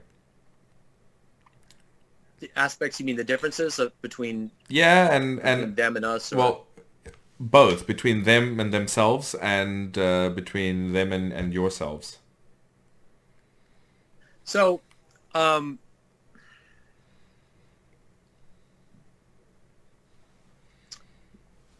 okay, in my, I have a way of looking at the four of those guys. So I think, realistically, I think at least back in the earlier days, I think Chen Xiaowang practiced the most. And I think in terms of Kungfu, like Gong Li and Kungfu, in the earlier days, I think Chen Xiaowang probably was the best out of them, just in terms of having developed strength in Kungfu. Okay, he practiced hard. He was very solid back in the day. Chen Zhenlei was known for like refinement, grace and refinement. And he's a smaller guy than Chen Wang at the time. And everybody said, oh, he's really great on the sword, because I don't think he was considered to be like very tough. But he had a very as he developed. I mean, he has a very refined practice. It's a high level of precision and smoothness. Chen Wang is more of a bit more of a rougher, a bit more a bruiser, but has like a stronger gongli type of situation. Wang Xian, I think, has more applications than either of those two. Okay. Because he went to Fengzhichang, but his base is weaker because his leg and knee method was, well, to put it simply, bad. Okay. I mean, Gumby legs. He's he's a tall guy with very long legs who didn't figure out how to center them under him. And he, this is just my critical opinion, but they're winding all over the place, and he has a lot of knee problems. Okay, well, that would make sense. Chen Wang also had a lot of knee problems. He had surgery because he practiced maybe too low and too rough. He stamped too much. I don't know. I think he just practiced too low for performance, to be honest. But okay. Anyhow, that could happen to the best. Did he had a knee replacement, correct? Yes, at least one. I don't know how many. Yeah. But yes, he did something. And then there's a Zhu Tiancai who is more, to my mind, a little more flowery. But as time went on, Chen Wang kind of reverted more. Chen Wang and Chen Zhenglei, they in the early days, you see those old videos from like 1980 and 1981, where they're fresh out of their training from Chen Dokui, and they're practicing so-called Xinjia, right? Ah. And that's when it was fresh. But after that, some years after that, they kind of abandoned that. They went back to the Chen approach. So, the so-called Xinjia is really not their focus later on. Okay. And they sort of reverted back to their early training, which makes sense. They didn't have as much exposure in the Chen Dokui stuff, so they reverted back. So they kind of both reverted back, but they developed in their own ways, and Chen Wang, they both became very performance based. Okay, they're very very appearance attuned. Okay. I mean, I think all four of them really did. Right. They made a lot of money off that. Yeah. And better your performances are, the more students and workshops you get and everything. But then, as I said earlier, the big differences are they're qualitative differences, or that would be quantitative, I guess. It's this detail, and one of the things you'll see in one easy way to spot the difference between the Chen Zhaopi style and what became the Chen Village style, and the Chen Dokui, the Beijing style, at least. I can't really refer to the overall Beijing style, but I can refer to Chen Dokui. And the big difference, and this is even true for if you were to compare early Fengzhichang to them, the big difference is that most of those guys, their body moves as one unit. So that means their legs, their torso, and their arms, when they want to move in one direction, everything moves. Okay. As far as our approach is concerned, that is not true. We have a lot of separation, big separation between the legs and the body. That doesn't mean they're not connected. It means there's separation in terms of the chain of movement. So when you go to move your body, I mean, if you're going to move your body, your legs don't have to move. In fact, they should not move. Keep your legs still. You want to move your body, move your body. But you're, as I say, this is pretty old style Kungfu here. This, but the deal is generally your legs are supposed to be your chair or your bench. You sit on that. It's supposed to support you. You're not supposed to move along with you. I mean, this from like San Qi and all that. I'm sure it's true in Xing Yiquan just by looking. That when you should use your body to move your arms, but you should not use your legs to move your body. I don't mean to ambulate. I don't mean to walk. I'm talking about if you're standing in one place, and you want to use your body to move your limbs, your arms, go ahead, use your body to move your arms. But that doesn't mean you should take the structure of your legs with you. So that's just ruining your structure. Yeah, you're maintaining your lower structure while moving your upper body.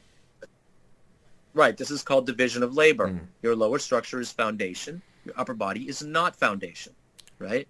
And your legs being foundation, you shouldn't compromise that foundation to move something else. The foundation's job is to hold you up and to be stable. That means it doesn't change its job when you decide you want to move. So, when you decide you want to move your torso or your hands. Yeah. So if you look at them, you'll see very often the legs are moving along. They're cooperating. They're involved in some movement of the body or the arms. Okay. And that's a big difference. So would you say this would be something like you were mentioning earlier? I mean, within the framework of Chen Taiji, Wang Xian's legs wobbling underneath him. You mentioned that a little bit earlier. Yes. So is this something like that? He just has a bad foundation. He doesn't have much of a foundation. Those legs are wobbling all over the place. I don't consider that a foundation at all. I see. And okay. When he went, and that's what they do. This is why there's a lot of misconception about the idea of what they call Chan Si Jin, right? This silk reeling power.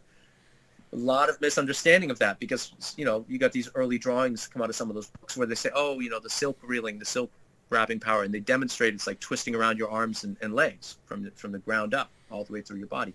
And yeah, it's true. There's active spirals that do that, but people took that too literally because they didn't have good instructions. So they said, okay, let's twist our arms and legs around. But that's not what it means. It's really not those spirals going around the arms and legs. That's not what it means. It doesn't mean you move them around. It means that there's a what I call a potential energy. It's a stored up, a spiral tension, but it shouldn't be movement. You're not supposed to move it, So your legs might be coiling, but they're not moving. It's like Santi That coiling has to be expressed in. I mean, for example, that's exactly like Santi Shirt. Yeah. Right. I mean, I've been told that. I mean, I've been told, oh yeah, what you're doing is exactly like Santi Shirt. I was okay, good. It's Kungfu then. But the point is, you have conflicting sets of muscles which are operating, creating these tensions that create these spirals. It's not because you're moving; it's because you're holding a particular shape. Right. So, you should be able to hold that shape with your foundation on the bottom, and then when you want to move on the top, you move without changing that shape. The shape may power your movement without moving, but that's complicated, right? That's another level of stuff. And if you haven't learned that, you don't understand that, and you're just gonna parrot the words. And oh yeah, we do that too. Well, you don't. And when your legs are moving around, you can't. That's the point. You want to hold Santi Shirt, right? With all the muscular conflicts that are involved in creating that shape. Yeah. Right. The internal This is what we call internal arts. Really. Okay. Yeah. I talk about this in my teaching. Internal conflict. Okay. You set up a shape with conflicts, with dynamic muscular and skeletal conflict. That is internal Kungfu. It's not, imaginary qi and all that stuff. Yeah. So the point is you set up your conflicts to hold your shape, and you hold those conflicts, and those conflicts can be used, the coiling can be used to power your body without anybody ever seeing it. Your legs will never move. But you'll be powering the action of your body through the conflicts set up in the legs. But if you allow your legs to move, you're done. You're done. You leaked. You farted. It's gone. Your spring is unwound, and there's nothing left. Just on the scorecard, we've checked off peeing. We've spoken about that, and now we've spoken about farting. So we're moving well down this list. Here to help. I'm here to help. Yeah. I come to inform. And if we were speaking in Chinese, I'm sure it would be a lot more vulgar. Yeah, it would be. Just so all the audience knows, this didn't come from my obsession. This comes from my time in China, as you know how. Yeah, it is. yeah. So, my point is, as soon as you decide to abandon the job you assign to your structure and employ it in favor of the job supposed to be assigned to your torso, you're done, and you basically don't have Kungfu. That's the problem. Okay. Chinese Kungfu, Northern Chinese Kungfu, as you know, is built from the ground up. It's bottom heavy. Yeah. So the bottom has its own job. The top has a different job. And if you conflate the two of those, you're done. So this is my experience, okay? And that was the big shocker when I went to learn from Chen. was, whoa, there's the base, you know, and then I understood. Okay. But it's like, you know, it's not that, I mean, some of these guys understand. I mean, some of these, their stance is okay. But, you know, you look at people like Chen Zhenglei and Chen Zhaowang, and it took them like 30 years or more to understand this, because they were always wobbling until they had knee surgery, you know? And that's kind of, that's, you know, it wasn't until they're in their, you know, 60s that they stopped moving their legs around. So it didn't stop moving their legs around because they were taught to not move them. They stopped moving them because they're like, I'm old, and it started to bother me. I see. Okay. You know how that goes. Out of necessity, right? Rather than out of doing it for for some sort of an instruction that they understood. Right, and that's why there's no technique in place to explain it or impart it to the students. Like, there's not a method behind it. It's just, well, I got old. So if you look at Wang Xian, for example, like this guy, even later, I mean, now he's just like, okay, now he has to wrap his knees, and his knees are messed up, and he's very old. So he stopped moving his legs so much. But even now, he still moves them around. And but you look at his disciples, and a great deal of his disciples don't move their legs around at all, because they've realized, okay, for appearance, this is bad. We've been criticized for this, so let's not do this. Oh, I see. Okay. And second of all, you know, right, I mean, I don't know. I'm not in their head, so I'm just guessing. But I'm saying, you know, it doesn't come down from him, is my point. The fact that they're not moving their legs isn't because he taught them how to not to move their legs and told them why. Because he still does that. So I see. It doesn't come from him. It comes from some other idea that, well, we shouldn't look this way. Right. Or maybe that's not necessary for us to do. But it's not like they're holding a shape that they can explain. And so, you know, that's a big difference. And even then, let's just clarify that the idea of like not moving your legs around or no longer moving your legs around is worlds, it's universes away from an actual technological approach to how you're supposed to stand. These are two different completely. things. Just not moving your legs. Right. Just not moving your legs. That's called just not moving your legs.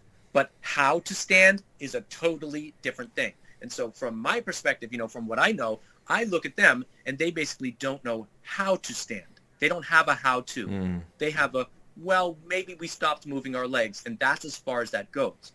From our perspective, we have a how-to, and it's very, very big and detailed. Okay. So if you look at those stances, for example, moving the leg or not moving the leg, either way, there's no how in there, okay? And most of them are sitting kind of in the middle, and, you know, they don't have, like, neither leg is really doing what it's supposed to. They're just sort of sitting there. It's like for appearance. And for me, that's what I would call like a double-weighted stance. Okay, I don't really use that word very much, but that's what it translates to. It's what I call the quicksand stance, the stance where you're basically standing like a mountain, right? But you're basically sitting in quicksand when it comes to martial arts. You couldn't get out of that stance if you needed to. Yeah. It just looks big and impressive. It's solid and big and impressive, but you can't use it unless you're just sitting there. But who sits there in martial arts? I ask people, look at any boxing match, and I mean, does anybody ever sit there? They don't. There's no sitting there, you know? So you have to be able to move to hit somebody. Yeah.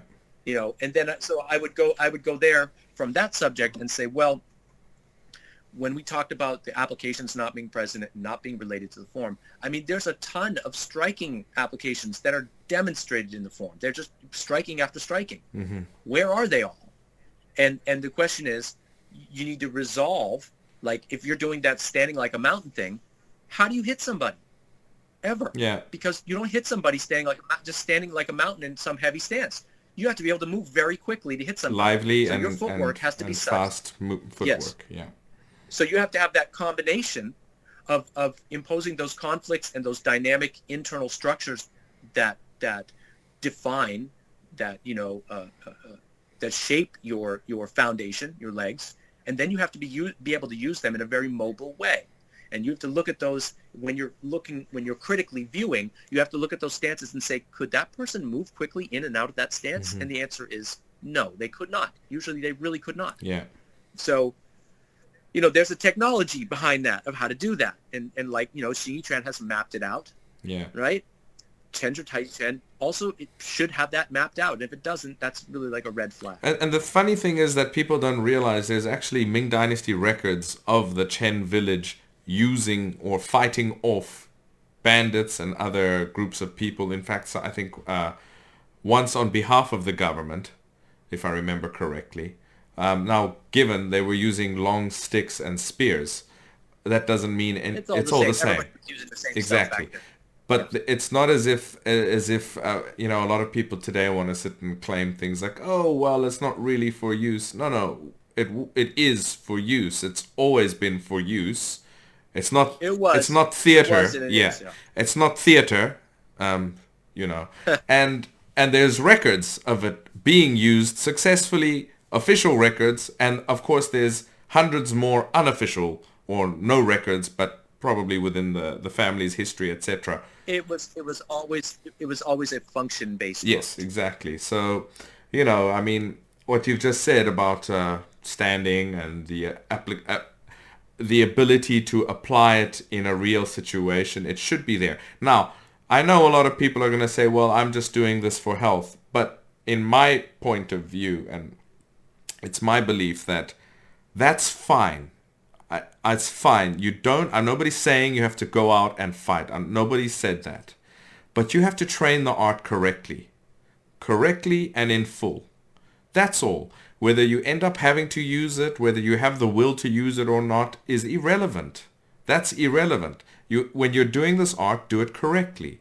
And that's it. That's... Well, what I say to that is one of the nice things about Taiji Quan, as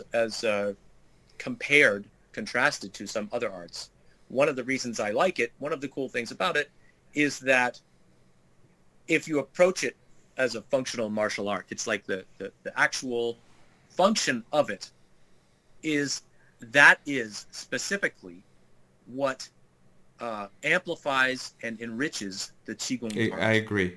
They are not separate. They are exactly the same thing. And sure, there's plenty of people. It's sort of like the mindfulness meditation trend in the West. It's like they went into Buddhism and they took that one little thing out.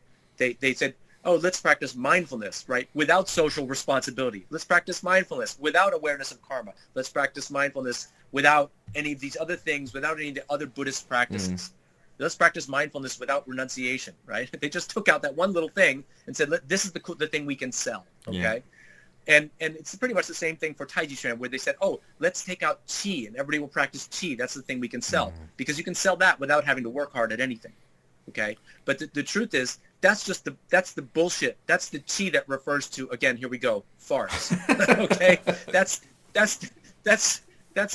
go pee, that's dog fart. That's the qi which refers to gas, okay? The qi that refers to, energy and cultivation, right? Intrinsic energy. That one relates to martial arts practice. Totally. Whereas when you really practice, you get a really strong qigong situation, okay? But you don't have to fight with it. You don't even have to practice function if you don't want. But you have to practice the right way. You practice bitter kungfu, you're going to have a real strong energy cultivation situation. Yeah. Your body's going to get hot. Yeah, totally. I mean, you're going to be buzzing. You're going to be in another world. But you have to practice the martial way to do that. That's what it's designed. It's designed to have those two tracks unified. Yeah.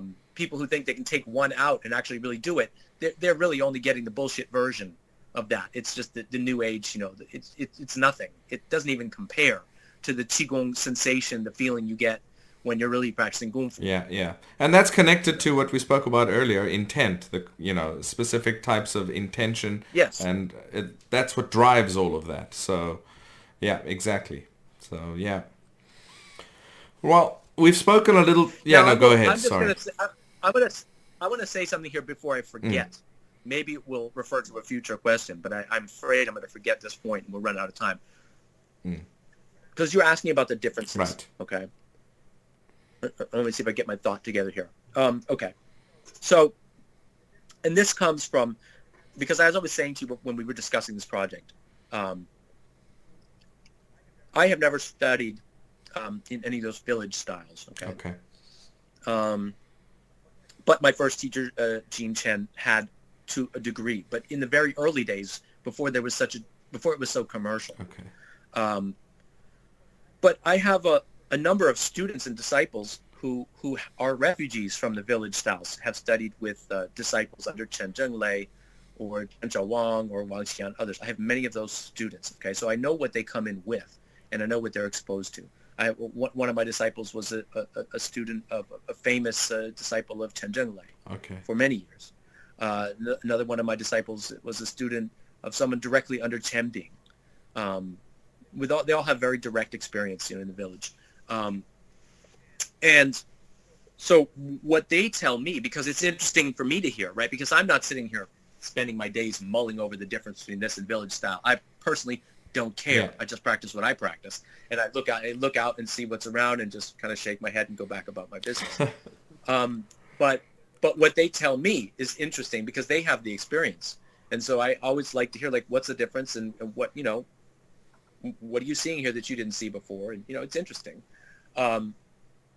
And the general idea is this is kind of a simple thing, but what it is we have details and techniques. We have methods for everything you practice has a particular method, and it has the structural details for how to apply the practice, which, if you follow that prescription, will lead to development of some type of Kungfu. Mm-hmm. Okay, and then you can take that and you can work on function. You're going to understand what the function is, and you can work on the function, which is intention, and then applications, which are how to use that function and put it into practice. And they're all very detailed.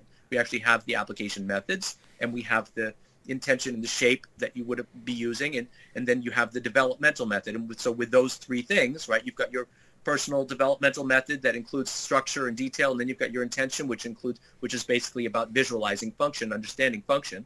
And then you have your partner practices and your applications, which is here's how you use the function that you just developed. Mm-hmm. Okay. That's how we do things. And we're okay, so here's how you do it. Here's how you practice it. You follow this map and you develop this thing, and then you go put it into practice. Here's how it's supposed to work, and now you have to develop it, and then later you'll put it into practice. And there's details for every single little part of your body. But the most of the village stuff is basically, it goes a totally different route, which is, what do you do? Well, here's the choreography, and how do you get Kungfu practice? Mm.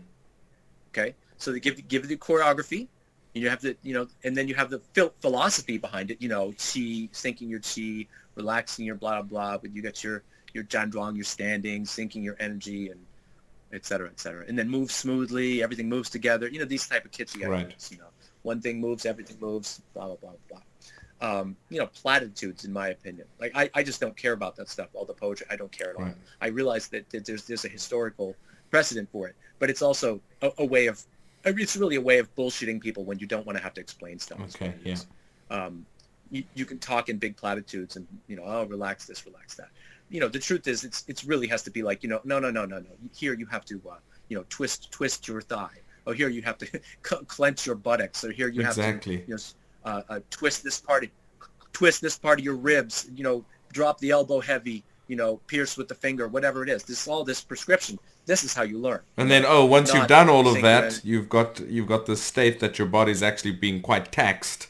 And it's really difficult, and that's when you say to them, right. You're taxed and difficult. Okay, now just relax your mind, but maintain all that stuff on your body. Yeah. Exactly. So that's what I always say, which is that the practice of Taiji Quan Kungfu is basically this miserable state. It's mentally incredibly taxing. You have to pay attention to 10,000 points in your body. And they all hurt. Yeah. They're all screaming for attention. So it's this miserable state where you feel absolutely horrible, and you're probably very tense and uncomfortable. Now, sink your chi and relax. Breathe gently. Exactly. The real practice of the relaxation practice, the emptying of the mind, the sinking of the chi, that's done under duress. Yeah. That's why it becomes so strong, is because it's practiced in the fire. When everything is screaming at you, that is when you have to calm. That is when. And that's the real, as they say, the real Buddhism, right? It's not about, they say the real yogis, they're supposed to practice quote unquote mindfulness, right? They're supposed to be selfless, but they're not supposed to be selfless in a hermitage in the mountain. They're supposed to go out in the world being tempted by sex, drugs, and rock and roll. Yes, and distracted. And be selfless, distracted by desire and everything, and learn to be selfless and clean and calm in that environment under the challenges. Right. Okay, it's not designed to be like isolate yourself and be clean and quiet and nobody around you, and then you'll be a Buddha. Of course you will. There's no distraction. So with Taiji Chuan Kungfu, it's like you're under the most duress as you possibly could be, and mentally and physically, and now you're going to work on quieting the mind, and that's how you develop a real skill. It's not easy at all. Anyhow, so you have all these detailed prescriptions going on for how you're supposed to hold your shapes and how you're supposed to move and what you're supposed to do, and that's how you develop Kung Fu. But in the village approach with most of these schools, from what I know of, it's basically here's the general choreography. Move this way, move your hand here, do this, do that. And now, well, how do I develop Kung Fu? Just practice it 10,000 times. So it's basically the Kung Fu of repetition without prescription or detail. So if you just do more and more of it, it gets smoother and smoother and deeper, and then it looks like you have Kung Fu. And then you will become strong. When you pattern something, if you do it like 8,000 times, your legs and body will become strong in those movements. You will. It's a real thing. You just won't understand it. Right. And it won't have any detail. Right. And it may be wrong. That's the problem. You might be ingraining it wrong with all that repetition if you don't have the information. Well, it likely is. If you didn't have, it likely is wrong. If you didn't have the structural details to guide you, then it's probably just wrong. But you did a lot of it and it looks good. Yeah. I just thought about something. And, you mentioned that Chen Zhaopi came back and he was teaching in this very big, and what you just said earlier, I think you used the word in a simplistic or a simplified version. External, yeah. Okay. External. I mean, that's the kind of these details and the depth that you're explaining with regards to your lineage and the Beijing method of Chen style Taiji. It's so detail intense that there's just no way you can teach big groups like that. I mean, not simultaneously.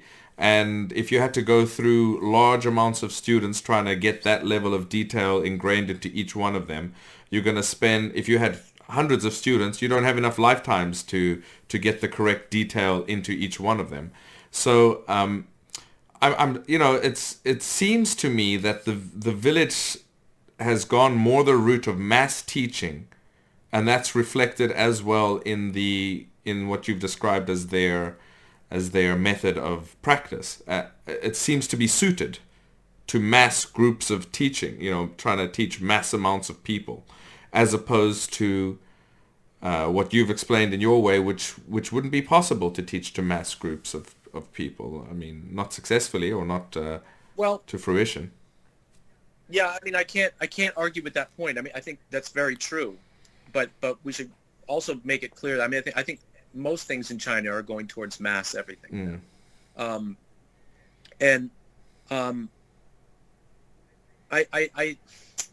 interesting. If we went back into the 70s, 80s, 60s, 70s, 80s, 90s, whatever, in Beijing, it would not have been, the Beijing stuff would not have been suited to mass anything. Because it was all just small groups. And Chen Village, since they kind of put themselves on the map after the 1980s, because they were, involved in tournaments and stuff like that. Ever since the 1980s, they've been going towards that. Yeah. Inviting tourists and mass groups. So I do think there is a big difference there. Beijing never had that. And keep in mind that, when I went to learn from Chen Yu, he really wasn't famous at all. And, I started with him in 2002. And back then it was small. It was very small. But I can say that now, your point there about mass, being suited towards mass groups versus being suited to small groups, that was true back then, but it's not true now. Okay. So it's true for Chen Village, But it's also true that anybody in Beijing would probably also like to have mass groups because everybody wants to make money. Of course. So, I think some of that is just a symptom of timing. Whereas now I think Beijing and anyone else has the technology and the social media reach to try and attract mass groups. Right. Whereas maybe they didn't before. So what I'll say is the way I learned and the way I teach retains that very intense attention to detail, which is not suited for mass groups. Yeah. But I can't say that everybody in my line has that same. I see. I understand. So I retain something based on a personal choice and a personal philosophy because I'm not interested in becoming rich from Kungfu. Yeah. And I'm just a certain personality type where if people come to me to learn who aren't serious and they think they can buy Kungfu, I think I would rather stick my head in the toilet and flush it 1,000 times. So now we've gone full circle from peeing and farting to bog washing. Well, you got to end somewhere, but the money is just not worth it. You can pay me as much as you want, and I'm just going to be too annoyed and bored. I just can't spend time teaching people things that I know they can't learn, and I don't want to simplify. I want to teach out of my own practice. I want to teach what inspires me. I agree. Not what. And what makes me rich would not be inspiring. It would be so boring I could not do it. You want to teach what you believe in. People don't share that. You want to teach what you believe in. So yeah, and I want to teach what thrills me. Yeah. I can see people learning it, and then we can hit each other, and that's fun. But I plenty of people don't share that philosophy, and they would much rather see $10,000 and they'll teach somebody any kind of fluff. Right. That's a personal choice, and I'm not making a comment on that. I don't have a person. If people want to get rich, I don't have a comment on that. Right. But it's just a sign of the times right now. And if you want to preserve the old small group suited Kungfu, the personal Kungfu, which is the real bitter stuff, if you want to preserve that, you have to sacrifice something to do it. That's just how it is. Exactly it is. And plenty of people aren't willing to make that sacrifice. And I'm not here to morally judge them either. But I'm just saying that it won't survive without people doing that, and so I'm doing it. And if others do it, fine. If they don't, fine too. But I think the original thing is definitely suited for the traditional teaching arrangement. Yeah. Okay, and the more simple it gets, then it's more suited to mass groups. And the thing is, Chen Village, what they learned from the outset was more simple, so it's already more suited. They don't have to make a huge change. Mm-hmm. For us, we have to really sacrifice something and not teach things in order to be suitable to larger groups. Right. So I think that, yes, originally I think there was already a difference, but then as time went on, it's still easy to modify to teach larger groups. Well, that might be why. But is my art suitable to mass groups? Hell no, it isn't. It's very hard to teach groups, even 10 people. Well, I mean, apart from what you said about the Chen Jia Gou teaching Chen Zhenlei and Chen Shaowang in those short stints that they did, and then, as you said, they practiced it a little bit in the beginning when it was fresh, and then they kind of abandoned it later and went back to the Chen Jiao Pi method. That might have also been a result of the explosion of tourism and the promotion of the Chen Village and getting big groups in there, that they had to focus on that because there is just no way to teach large amounts of people details. I mean, understandably, as you said, they didn't get the depth of the details, but the other method is more suited to that as well. No doubt. I mean, I'm sure that was their focus. It's to some degree, you can't really teach what you're not practicing, and you can't really practice what you aren't teaching. You're just too involved. Yeah. So, they, of course they're going to focus on that. And in the early days, let's be very clear. No matter, I mean, the narrative was changed for business and political reasons. Okay, to say that Lao Jia was the original and blah blah blah blah, but that wasn't true in the early days. When Chen Jia Gou went back to Chen Village, and when these guys originally came out, everybody said that so-called Xinjia was more advanced. Oh, I see. Everybody. Okay. That was the word. Xinjia was a more advanced style. And so they originally promoted it as when they started coming out teaching workshops, said, well, you have to learn Lao Jia first because it's simple. That's a beginner. You can learn that first, and then when you're advanced, you can go on to Xinjia. I see what you mean. The problem was most people. Then later, it was like most people never got to Xinjia, and then it was like they sort of reversed it and said, well, Lao Jia is the original because they're like, this is the moneymaker. Yeah. And we know how the culture venerates older things as always being better. So that terminology is quite important. Well, that's what right. Well, the terminology is just it's a marketing point. It's not older. Yeah. It's different. But if we market it as older, then it will be seen as more valuable, and then people are going to want to pay for it, and they won't keep haranguing us for Xinjia. You know what I mean? I see. Yeah, makes sense. Well, I mean, I do have some other one or two points I wanted to ask. I don't know how we're doing for time on your side. You did say you have somewhere to be going. So do you have... We got a little bit more time. Go ahead and ask. One other question I wanted to ask, and you can refuse to answer if you feel you don't want to, but comparatively to what we spoke about earlier with practical method and the differences and the changes there comparative to both your Beijing line, because the practical method is supposedly coming off of the Beijing line. So what are the differences and, in your opinion, ideas there that you see different? Well, first, it's important to first clarify what practical method, what is practical method, and whose method. Right. Because, if you're talking about the one who promotes the most, that would be Chen Jia Gou. Exactly that, right? yes. But then, but he doesn't, he's not necessarily quote unquote practical method because it predates him. So you'd also look at people like Liu Chengde, right? Liu Chengde and what's the other guy? I can't remember his name. There's a couple other famous students of Hong Zhensheng, and Lianjiu, right? Okay. Both of these guys, they are much older than, or not alive in some cases, than Chen Donghua. So if we look back to those guys, Liu Chengde and Lianjiu, they are practicing what I would consider to be the actual Hong style Taiji. Okay. So, but and Chen Donghua made so many changes that it's really his own thing. Okay. So, before we get into that part, let's just look at Hong Zhensheng himself. And Hong Zhensheng, I think we might have talked about this maybe last time, I can't remember, but Hong Zhensheng was an early student. He had a background in Wu style, which is probably hard to shed, and he was an early student of Chen Fake. He studied with him for X amount of time, and then he left Beijing and went back to Nanjing. Okay, and then he was in Nanjing for 30 years, and then he went back to visit Chen Fake. And here's the thing, he claimed it as quote unquote practical method and whatever, and he claims that he changed his form.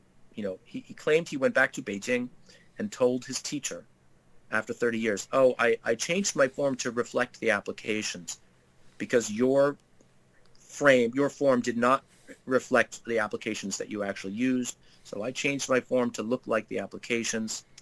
And what do you think? Are the changes I made great? And the story, according to himself, goes, yes, because said the changes are wonderful. I approve. It's great. Okay. Basically, paraphrasing here. Yeah. But as understanders of Chinese culture that we both know that is not accurate. That is not how things work. If someone is your shifu, they are your shifu for life. You don't go away from your shifu for 30 years and then come back and say, I fixed your thing. I changed your Kungfu. Yeah, I fixed your thing. It didn't function very well. I fixed your thing. Don't you like the way I fixed it? Oh, yes, I love it. That's not how things work in China ever, even now. So the way things actually work in Chinese culture is your shifu is like God, and you don't ever ask questions when the time isn't right. You don't talk back to your shifu, right? That's just how it is. And so number one rule of practicing Kungfu under your shifu is don't change the Kungfu. Number one rule, don't change it. Because basically changing it is wronging it. You're doing it wrong. That's it. Oh, what do you think by changes? Doing it wrong. That's wrong. That's called doing it wrong. That's not the way I taught you. It's called wrong. So, first of all, you don't come back and say, I changed your Kungfu. You come back and say, I screwed up. I messed up your Kungfu. I'm doing it wrong. How do you like it? And the second rule is, if you changed your Kungfu, if you changed your teacher's Kungfu, don't tell your teacher. Yeah, you wouldn't do that. Rule. Yeah, exactly. You wouldn't be going there and say, hey, look at this. You would never say that. You would never say that. You would keep it to yourself. And the next one is, if they know that you changed your Kungfu, don't ask them if they like it or not.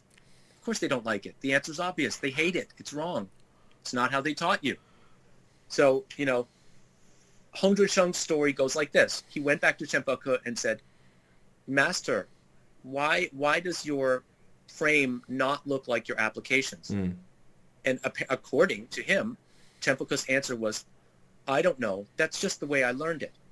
So that is the most implausible and impossible story in the history of the universe, because, we know that, someone who learned their ancestral family art, right, is not going to say, I don't know, they taught me wrong and that's just the way I learned it. No, that's not the answer.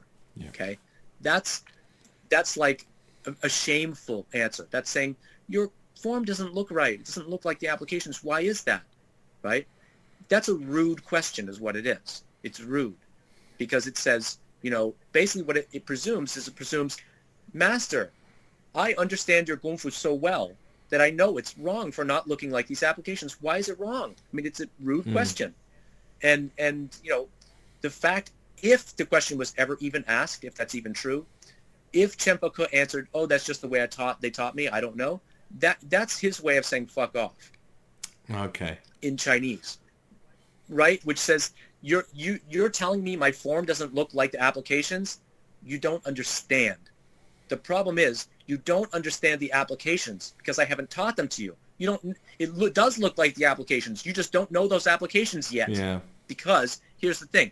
Hong Junsheng, in his own writing, writes about himself as a sickly child who was infirmed, right? And he was not very strong when he came to Chen Fake, and he said Kungfu made him stronger. So knowing what we know about the history of Chen Fake, we know that if the guy wasn't robust, he's not going to teach him the combative side of it. That's right. That's right. So so he wasn't very robust. He wasn't a big guy, and wasn't a super strong guy. He's not known as a fighter by anybody.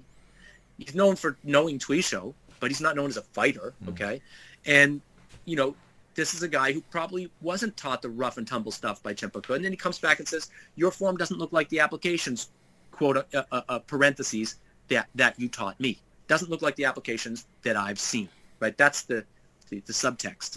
And Chen Fake says, well, yeah, okay, that's just how they taught me. I don't know. Which is basically saying, your lianpi tai hou, right? Your skin is so thick. That's such a dumb question. You don't even realize how shameful it is to ask it because you haven't seen those applications that my form actually looks at because you're not strong enough for me to have taught you those.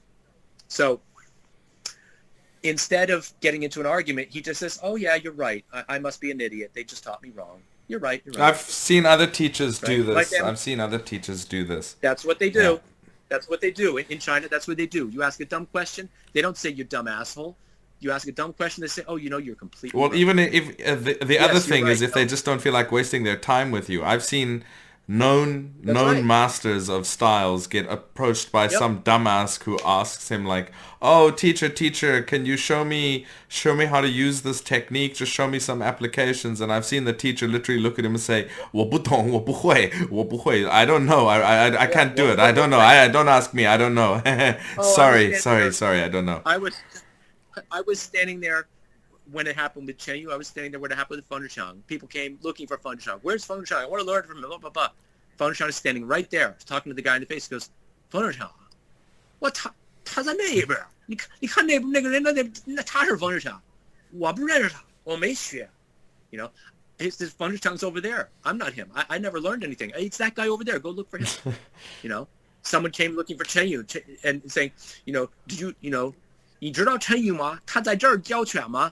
does he teach here? Do you know this guy Chen Yu? And Chen Yu looks at him like an absolute dumbass. He puts on like a 傻面, like idiot face, and looks at him and says, Chen who? You know, I mean, Chen what? What are you talking about? What? Opera? What? Dance? Who? You know? I mean, here we go.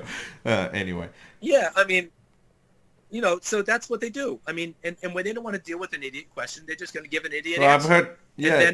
And then once the guy leaves, they're going to laugh about it with their students. That's well, what I might have this guy. He actually believed. I might have recounted this story. I don't know if it was with you or it was somebody else, but my teacher was, and it was actually Wu Tunan, by the way, that he saw Wu Tunan at a park.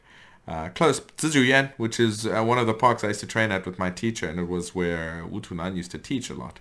And my teacher went to say hi to Wu Tunan because they were in the park at the same time. And at the same time as he's talking to him, some random dude comes up to Wu Tunan and says, Wu Laoshi, this movement, this technique, it's used like this. It's used like this, isn't it? This is the application of this technique. And Wu Tunan looks at him and he says, 你说得对. 你说得太对. He's like, you 100% correct. It's really good. 你很棒. 你很棒. 你很聪明. You're really great. You're really smart. And the guy's like smiling and he leaves. And while my teacher's there, literally a minute later, one of Wu Tunan's students walks up to him and says, Shifu, that guy showed you he was completely wrong. Why did you say he was correct? And Wu Tunan's answer was, let him be lost. Let him be lost for his entire life. That's literally what he said. Right. And that's yep. That's the ideology. So, you know, basically, you have this story where Hong Sheng comes to Chen Fake and asks the dumbest question, the rudest question in the world, which is presumptively, you know, assuming that he actually knows all these applications. He's been gone for 30 years, right? And when he was there, he wasn't very strong, so he probably never was taught that stuff. And he says, your form doesn't look like the applications. Why is that? And Chen Fake says, oh, I don't know. That's just how they taught me, which is, okay. You know, that's an idiot answer for an idiot question. Okay, so already the story's very suspect. That it basically says like he was too arrogant to actually see what was going on. And then when he says, I made changes, it's like, oh, I'm doing it wrong now. How do you like it? I love it. It's great. You're beautiful, baby. Don't ever change, you know? That's, you know, of course Chen Fake didn't mean it. That's so stupid, you know? It's like the dumbest thing I ever heard. So, for one, the story is already thrown into question. Like, most likely Chen Fake looked at this and said, good Lord, this guy doesn't know what he's doing, but I don't want to bother with this, you know? And so then Hong Sheng goes back and he teaches his weird style, okay, which is like very small and sort of compressed.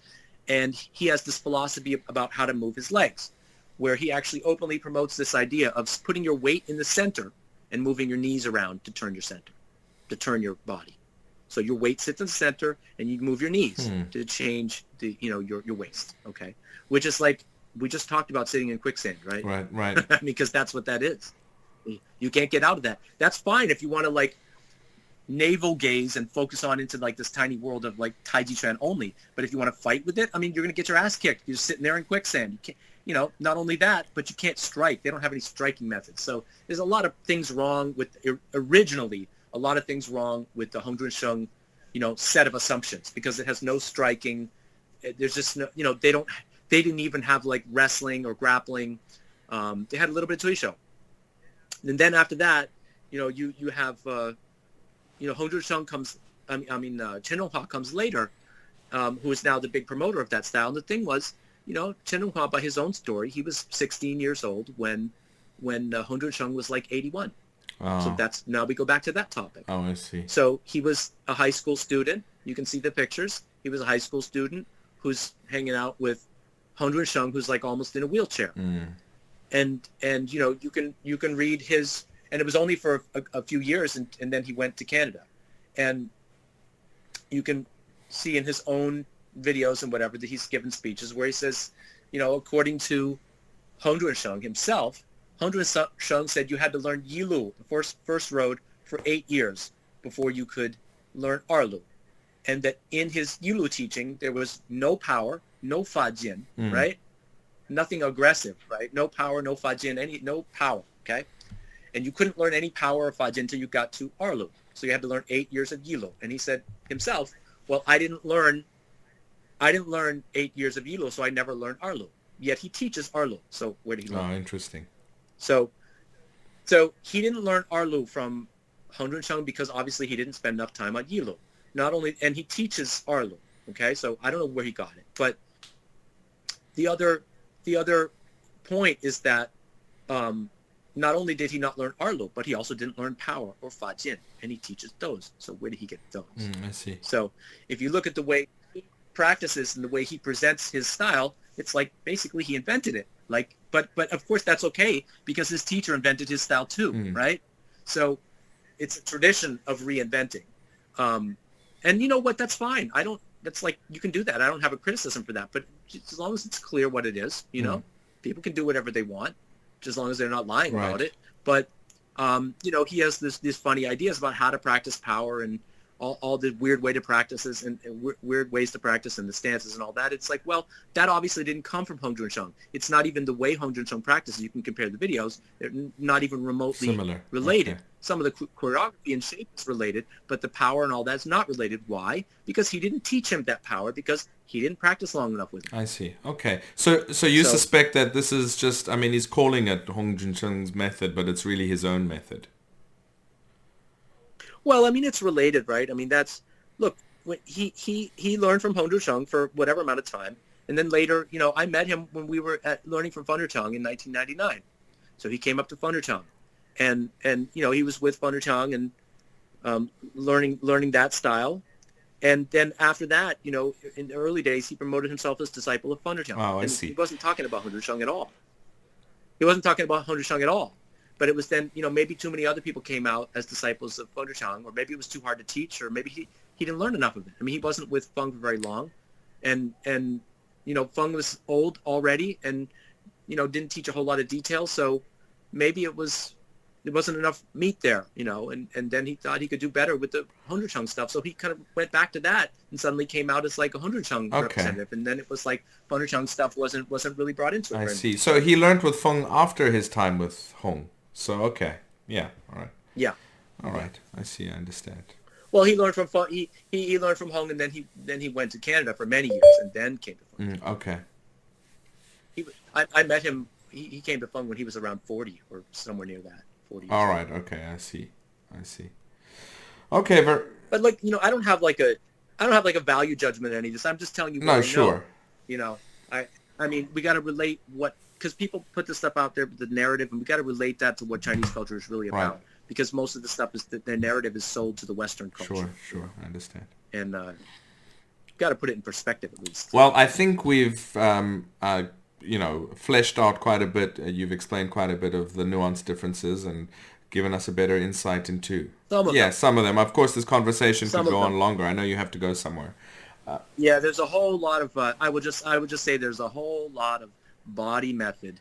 When I said things simply, when I said one thing moves, everything moves with the village style, you know, it's like that's a way of saying it's simple, meaning they're not doing anything with the middle of their body because everything's just moving together. So just not a lot of detail. It's, you know, I couldn't get into that too deeply. It would take like days. Yeah. Well, maybe we could, if there's a particular topic that in the future that you want to cover on this or specific detail, we could maybe talk about it again in the future. But I think this is a pretty good. We've gotten a pretty good insight into not only your style but also nuanced differences and historical perspectives as well. So it's been very productive, and you know I've enjoyed it, and it's been enlightening. So thank you for that. Well, thanks for having me again. It's always fun, even without the beer. Yeah, and we'll do it again with beer sometime in the future when the world It's sometime when I can get. Yeah. Sometimes when they let me back into China. Yeah, well, you know, when the world goes back to the way it was in the before time. So, yeah. The before time. Yeah. Once we get back to that, then hopefully we can see each other. That's right. All right. Well, thanks so much. It's been great, and we'll be in touch. I'll put your contact details once again in the show notes. And this is anything else you'd like to say, or? No, everybody, you know, practice hard out there. You know, it's good that people are still interested in these arts, right? So you and me, we're both happy that people are even interested, and, you know, everybody practice hard. And, you know, when you invest in a practice, it pays off dividends if you're doing the real thing, you know. And so thank you, Byron, for promoting the arts. And, you know, thanks for having me again. Everybody stay safe out there. Great. Well, I agree. And it's my pleasure having you, and we'll be in touch soon. Okay. All right, that sounds good. Bye-bye. Bye-bye.